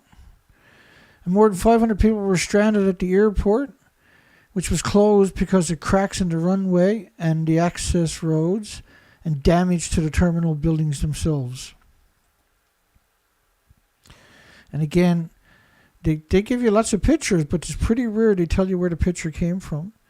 Even the aftershocks made it difficult to stand up straight. Well, that's quite the statement. The aftershocks were so strong, you couldn't stand up straight. That's an insane, absolutely insane. And the best thing to use is geothermal, Clarence. Geothermal and hydrogen. Geothermal for the cities and hydrogen for transportation and other appropriate resource-intensive stuff that needs to be mobile. So, you know, hydrogen can support anything gas and diesel can. And solar-powered geothermal hydrogen, because they talk about nuclear, what they call pink hydrogen, nuclear hydrogen. It's not pink, they're just using that to try to be a bit trendy. Is the most resource-intensive hydrogen you can produce is by nuclear. The best thing is solar and geothermal, for instance.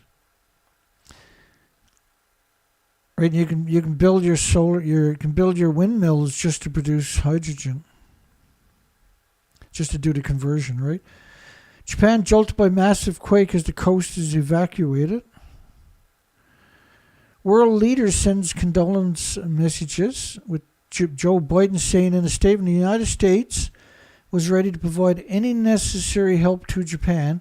Japan refused to let anybody help and rescue. There's nobody. We don't want nobody up there. We don't want anything from you. And the people are living over 12 days on food and water. But now you have companies across Japan. One company sending up 100,000 Parkers jackets, winter jackets, fleece-lined jackets. 100,000. But they won't take help from external countries. 7.6 magnitude earthquake in Noto, Ishikawa. Well, when you zoom in on that, that's on land. And that's pretty close, actually, to Shika. And Shika, we know, was a 7 out of a 7 on Japan's seismic intensity scale. So I do believe that the weather has carried the radiation to the west coast of the United States. Yes. Let me come back and talk about that, because that's pretty important. Hi, everybody. Yeah, there's no more spiders on top of that. Fukushima has done our planet already. The planet can't survive another nuclear meltdown. Do you believe that the weather carried the radiation to the west coast of the U.S. significantly in the past few days, or will it take another week to get the full amount of the west coast and all of the United States of America? That's a great question. We thank you for that question. I'll give you some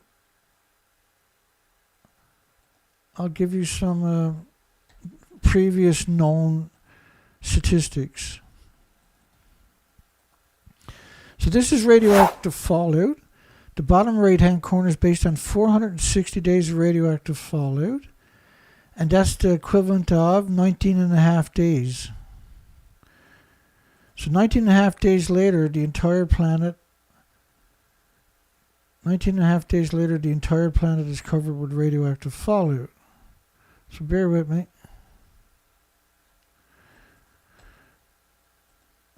Here's another model of radioactive fallout. And this one is based on 26 days to your left. The entire planet. Now from the same country, Japan. It doesn't matter where to in Japan. It's just Japan will deliver these types of results. So this could still be burning constantly and consuming the steel, the rebar, the cement, and ionizing, radiating, and atomizing and aerosoling and weaponizing those particulates, and those plumes will come continuously. So you see the plume, that doesn't disappear at 26 days. It still never stopped coming out of Fukushima. But because it's a pulse event, and because the pulse events are so lethal, I'm going to bring you up one more depiction that I showed you earlier. It was the French model. Because I think that model really tells the story quite well. And it coincides with the other models. Here we go. So here's what the radioactive fallout looks like. Let me go backwards for a second. I'm going to count down the days. So this is on the 11th during the earthquake. And you'll notice the fallout doesn't start for a couple of days. And then remember, you have multiple reactors detonating. Each reactor had multiple fuel pools. So day 1, 2, 3, 4, 5, 6, 7, 8, 9, 10, 11, 12, 13, day 14, day 15, 16, 17, 18, 19, day 20. So the whole planet is covered in all the models consistently. So, for instance, the entire country is covered in radioactive fallout in 9 days in this model of the United States and Canada. And by day 20, which is right here, now I put this stuff in there to signify what we're actually talking about. And the problem with what we're talking about, let's talk about this where we're at in that top subject, because that's important for Shika, a nuclear power plant. So that looks like snowfall, right? Except it's green. But it looks like that's what snowfall would look like to you in real life, right? Now, think of them instead of snowflakes. Think of the model as snow. Let's do that. So think of this model as a snowstorm. The snowstorm starts in Japan, and after 9 days, the snowstorm covers the entire Pacific and North America. And by day 28, it covers the entire planet. And if you let the model go, it just, after 31 days, the model stops. But imagine the snowstorm never stops. It never stops snowing, and the snow never melts. Because that's the only way you're going to really appreciate the enormity and the horror of what we're talking about. So now call it radiation. And think of radiation, you can't see it or smell it or hear it or taste it or feel it or touch it or pick it up or perceive it. But it's the same. It's the same quantity as what you would see in an invisible snowstorm covering the entire planet, for instance. So the other problem with this is that instead of snow, it's in the physical atoms, anthropogenic, man-made, which is not created by the sun, not created by the solar system. And so these atoms pulse energy in every direction, like an explosion in every direction. So think of each snowflake pulsing energy almost at the speed of light, pure energy.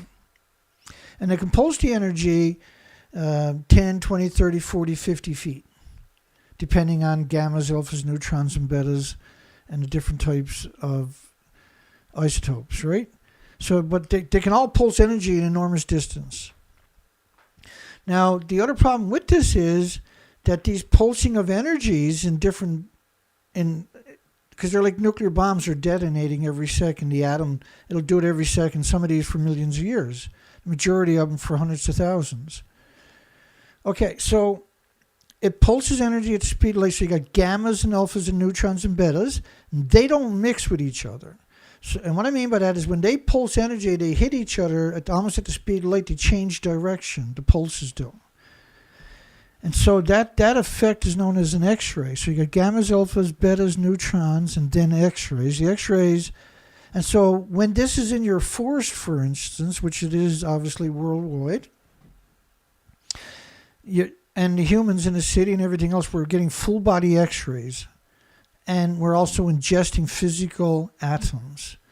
And those physical atoms we ingest will sequester, will stick inside the organs, the bones, and the blood, for instance.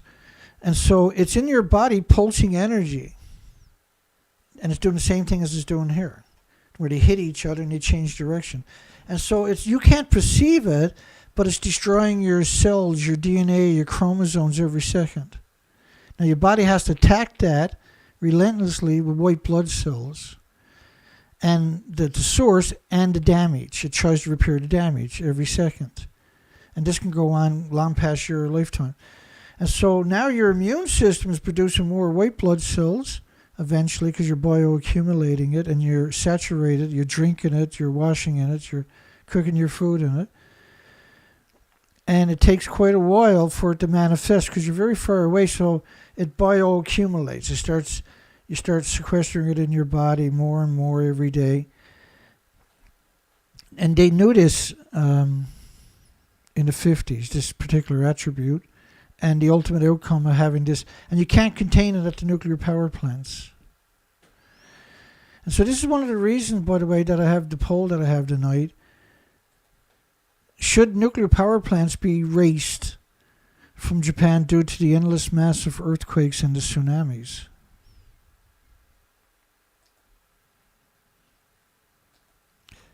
Let's keep going here. So that was a response to a question. It'll be a while for you asking any more of those questions, I bet you.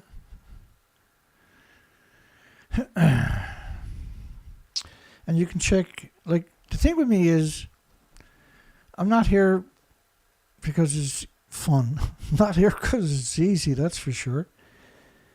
And I'm not here because I don't have many other things that I could do.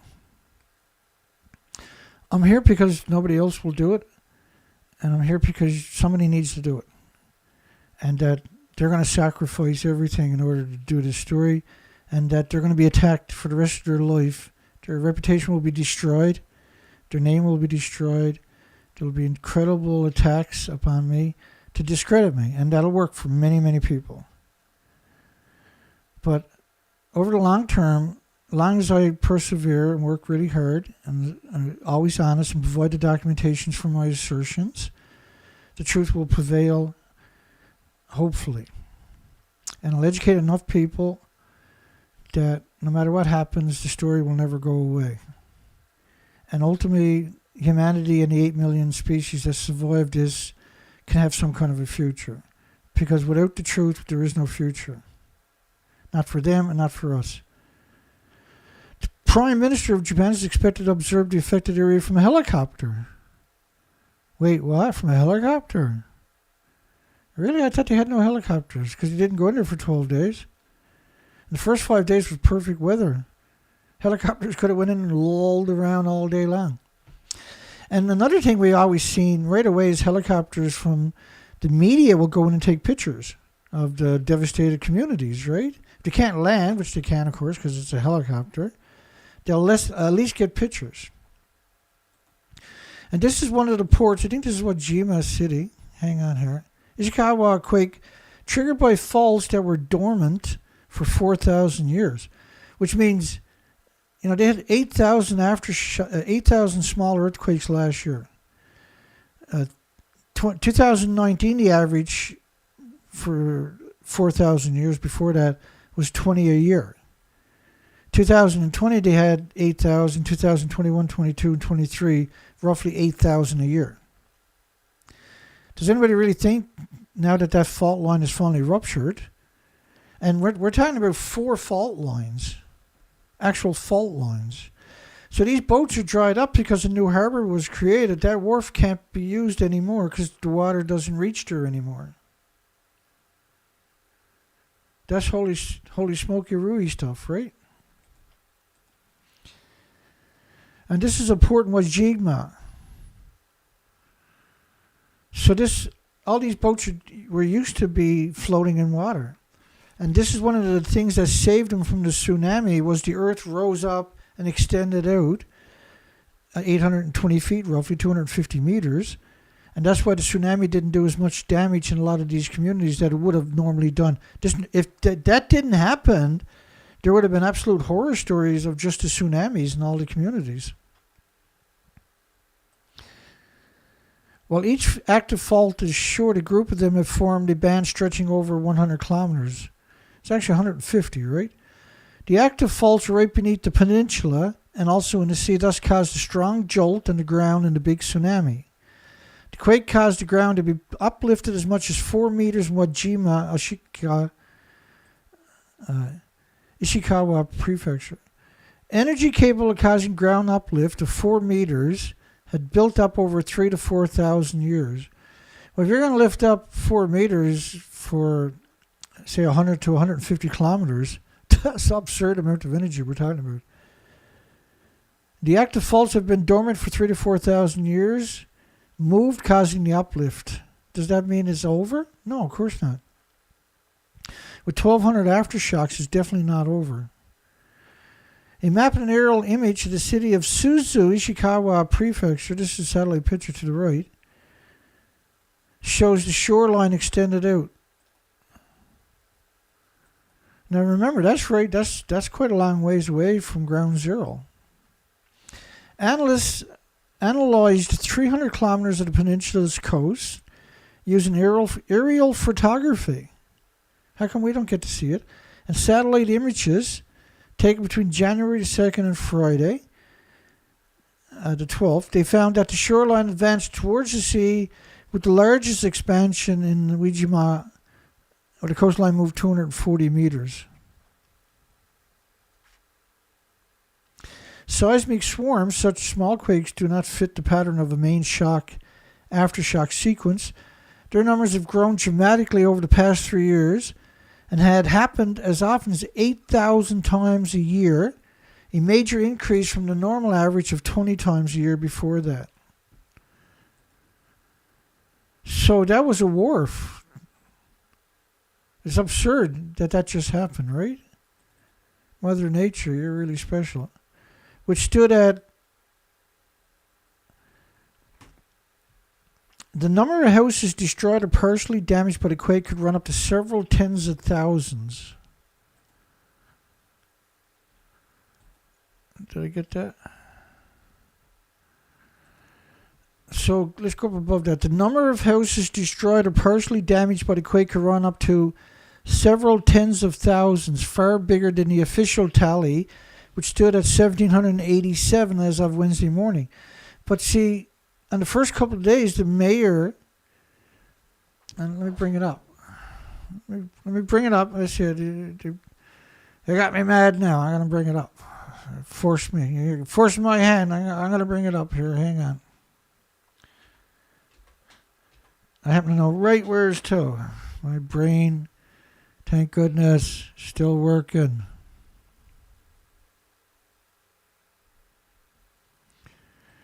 Okay. Sometimes. Let's try this again.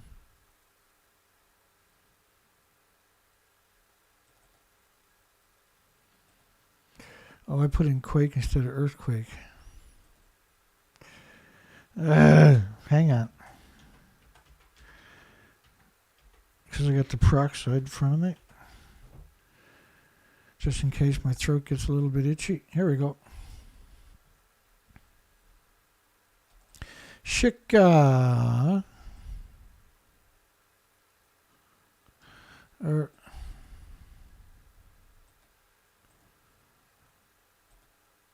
that's Shika. Sorry.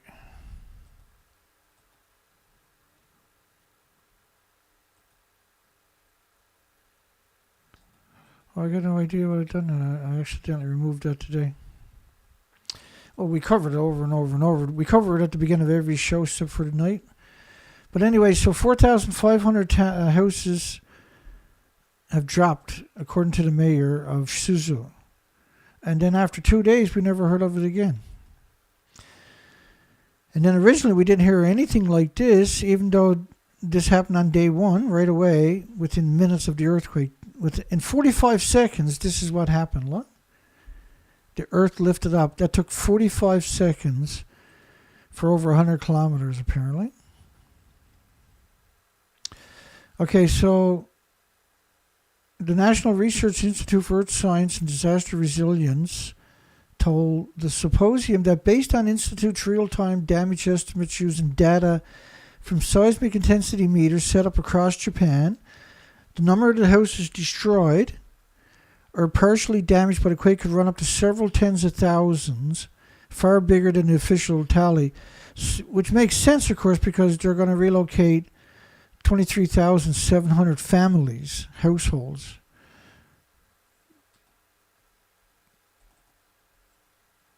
And this is a normal picture in that whole peninsula where's like, why wasn't it cleaned up? Well, this is 11 days later, or 12, 13 days later. How come this wasn't cleaned up?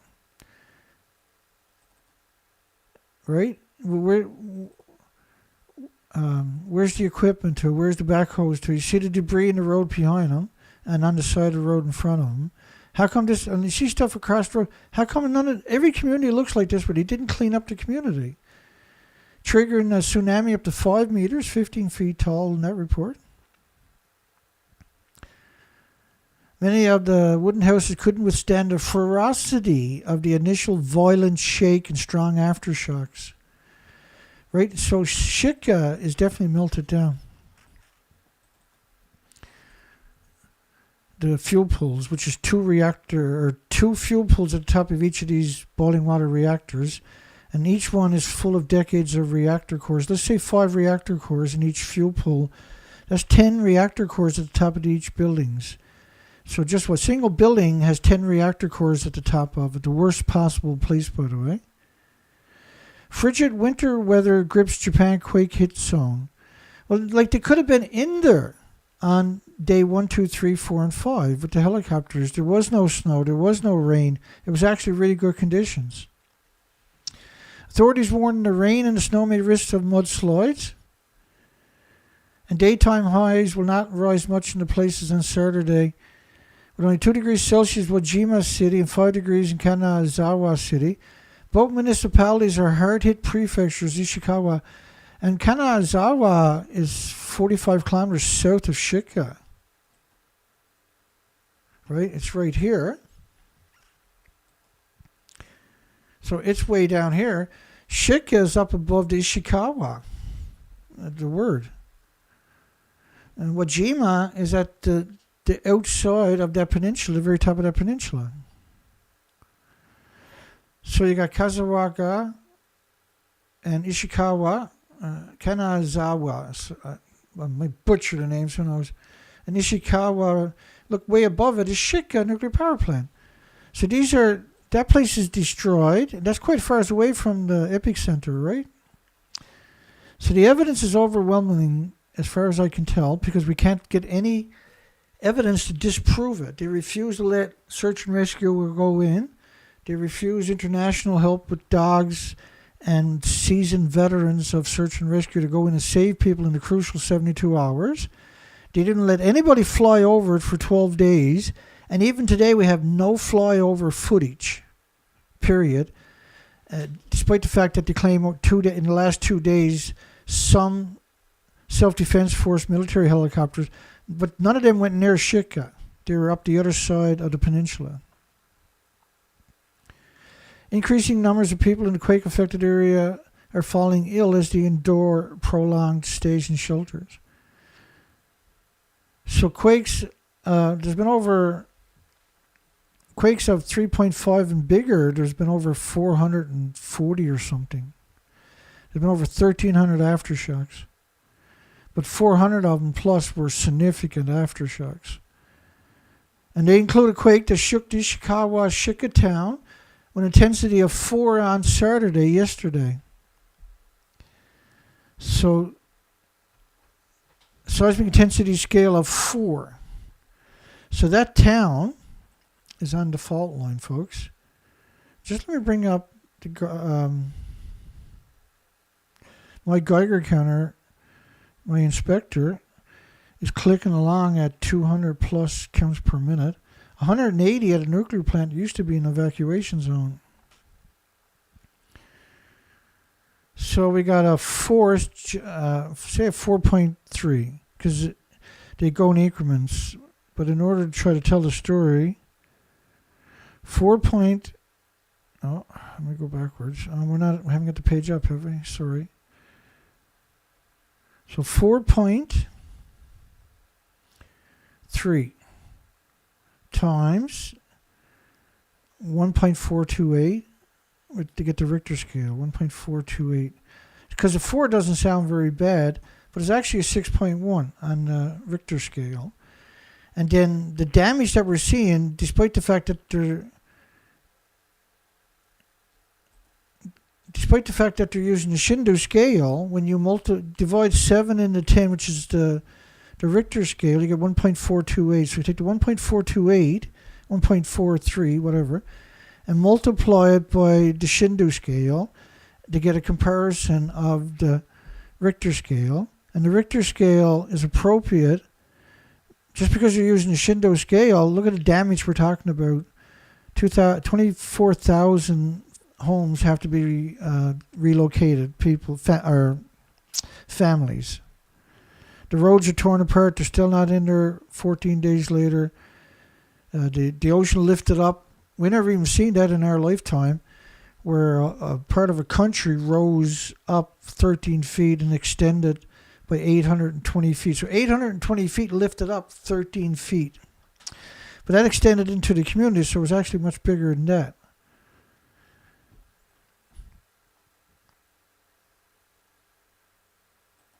So these are significant earthquakes we're talking about in Shika, which means you can, if the nuclear meltdown at the fuel, it could cause a nuclear meltdown at reactor 2 there too, and the fuel pools rather. The reactors are shut down so the fuel pools can still ignite on a drop of a hat. If it loses water, it's going to catch fire. If it catches fire, there's nothing you can do about it. You can't go in and put it out. You can't get near it. It's going to burn at 9,000 degree Fahrenheit temperatures. We have no way of dealing with it. It doesn't even need oxygen to burn. Urging people to stay vigilant against tremors when they're getting one every 7 minutes. Of course they're going to be vigilant. You don't need anybody to tell them, and they can't read your story because they don't got no power. Around 5 or higher for the next 30 days. Stormy clouds, including snow. People are urged to exercise extra caution towards the quake-damaged buildings as they may collapse due to the extra weight of the snow.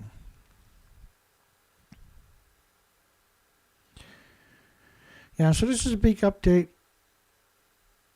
There's nothing I can do about it. And we're getting through it. We're close. Severe weather forecast for quake-hit area.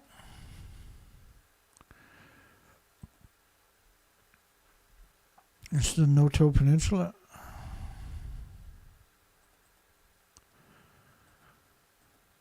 And so this will make the collapsed buildings even heavier, and they'll collapse again. But I mean, these buildings were collapsed right to the ground. Rare ground shift found. So they actually went down there and done a survey rather than rescue people that are in desperation.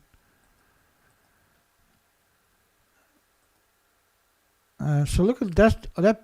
All of that coastline is new. That's a wharf. That used to be a massive marine complex. That's high and dry forever now. That's insane, see? It's hard to comprehend that when you're looking at it, but let me see if I can help you. I believe, it doesn't mean I'm right, but I believe this is where the original beach came. It was right along there. And some places it extended even more than 800 feet, right?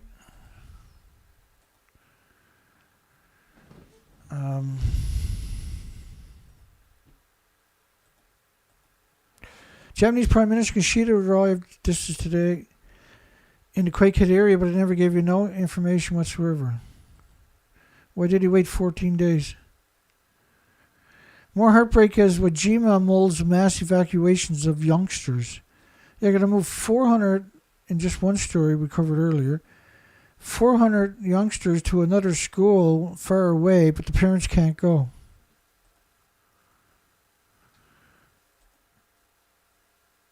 And look at the landslide, or damage, the earthquake damaged there. Wow. Section of Quake-hit train line in Ishikawa Prefecture reopened on Monday. It's just a very tiny section, and it's over here, right from Nanao to Soyu. And they're not sure, like, the rest of the province is still torn apart. And that's the thing with earthquakes. It generally takes a long time for the facts to show up. And Scientology is there. My God. Don't, for goodness sakes, folks, stay away from these creatures. A technique developed by Scientologist founder, scumbag L. Ron Hubbard. Degenerate monster L. Ron Hubbard. It's absurd. And back in the day, I was part of Anonymous. So I was one of the original groups of Anonymous. And we used to hide our identity, right? Because Scientology was so vicious. I think I was one of the few that decided to go public. I was one of the original few. I don't give a shit about cowards. Collapsed buildings in Wajima suffered damage to the footings. And so the whole footings came out. So what they do is they put stakes deep down into the ground and the footings are built around it. And that's to stop it from shifting, right? And it was such a violent shaking that it shook it right out of its foundation.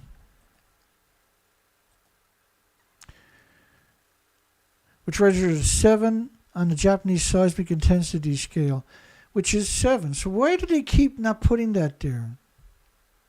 Why don't they put that there so people understand that it's not 7 out of 10, it's 7 out of 7, which means it's a massive earthquake.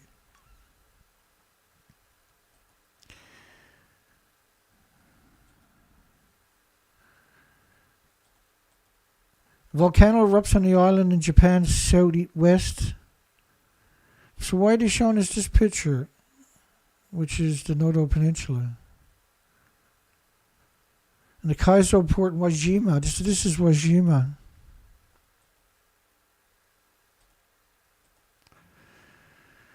But the volcano erupted way out here. Wajima is right up there by the word Japan. We're almost through this. The video of the moment of Japan's airline plane hits the runway and catches fire. It didn't hit the runway and catch fire. It hit another plane as it was landing. 4-meter ground upheaval observed in Japan. And so the evidence is overwhelming that we have a nuclear meltdown. They just won't come out and admit it. It only occurred on this scale once every several thousand years. So now they admit tens of thousands of homes are destroyed and many tens of thousands are damaged severely. The magnitude 7.6 tremor, these are not tremors, these are earthquakes. Right? The only reason you use tremor or tremor is to downplay the word or the earthquake itself. Its strength at the maximum 7 on Japan's Shindo scale, which is 7. So if they don't tell you, then you assume it's a 10 if you don't know any better, right? By fault, that has been dormant for 4,000 years. State to cover restoration works in areas hit by the Noto Peninsula quake, which is very unusual, really. Why do they want everybody to move back into an earthquake and a nuclear waste zone? I wonder. That's what they done at Fukushima. They paid for everything, see? The only times you see that is when they're up to no good.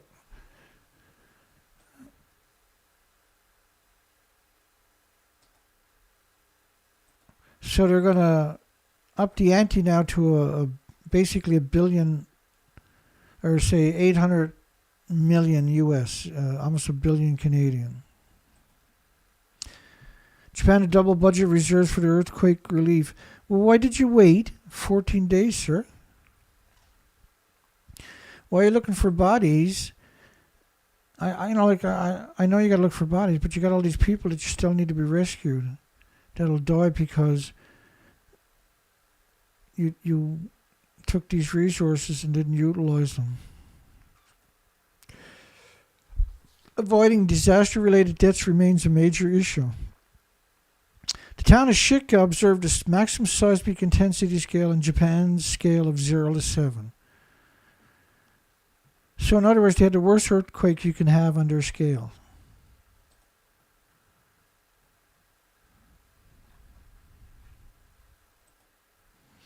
And when you look at this kind of stuff, you got to realize this is a 150 kilometer fault line. This is what it looks like.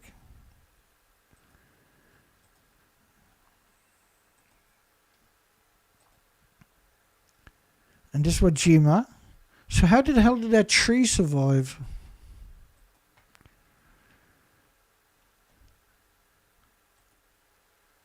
And look at the damage though.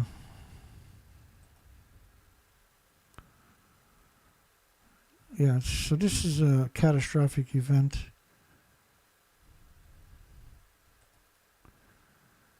Kushida made the first visit. So they need another. They secured 24,000 houses, which means 24,000 families. So the earthquake is way bigger than what they've been admitting to, isn't it? So we did sell shirt 250 of the Calm Down Charlie line. You filthy scammer. You sick bastard. You scammer. Calm Down Charlie's famous 10-liners. Comes in different colors. Ishida Mashata, the Tokyo Bell Chicago. We also affectionately known as Scumbag, aka Calm Down Charlie, who stalked me for over 10 years. And so we made a nice little t-shirt of his famous one-liners. He'll call me and harass me during the shows. And we now officially got 250 of these shirts sold. Now, I don't know who bought the 250th shirt. I know James Lewis bought the first one, but I don't know who bought the 250th shirt because I don't. This site where I have the T-shirts to, and the links are at the bottom of the description, I don't have any information on where or who bought the shirt. I just when I accumulate a certain amount of money, then I can get a payout, right? But I'm only making $1 profit on these shirts. But that was the point of it. I didn't care. I wanted to get this shirt out there. Ishida Mashada, Tokyo Barrel of Scumbags in Chicago. And everybody's well familiar with this creature. That's the show tonight. And so as far as I can tell, Fukushima is melted down. Or Shika nuclear plant, reactor 1 for sure is melted down. And we're pretty sure it's the number 1 because they're saying they had upper 5, which is a 6 on Japan's seismic intensity scale of 7 in the basement of reactor 1, but not reactor 2. It just doesn't work that way. So they're trying to warn you or somebody else. Somebody is trying to warn you. We don't know if that's a uranium cloud, but I would assume it's a uranium cloud from the initial explosion. The radioactive plume itself is covering the planet. But that cloud, that initial huge plume, has so much uranium, it's very heavy, and that's why it stays together. So just because if these form on a mountain, there's nothing special about them that would let them stay together, right? They would break apart right away like every other cloud. And they would be part of a mini clouds. They wouldn't be just a single cloud in a blue sky, right? And let's get some music up for the closeout. And Stephen Young, hugs for Stephen. Stephen donated another 50. And Sue Sprang, as you know her, donated 300. It's a big deal. We're saving up for more work on the vehicle for the exhaust system. And hooked up the welder today. I'm going to get it and try to tack some things so I can get it to stay. We had it in the shop 2 weeks ago and they butchered it on me. It's okay, we'll deal with it. We got snowstorm on Wednesday and another snowstorm on Saturday coming our way. So I got to get at it tomorrow if I'm going to get it. So I've been at work today, get everything up and running. And thank you everybody. Hugs for Sue and hugs for Stephen. Thank you so much. And we'll see everybody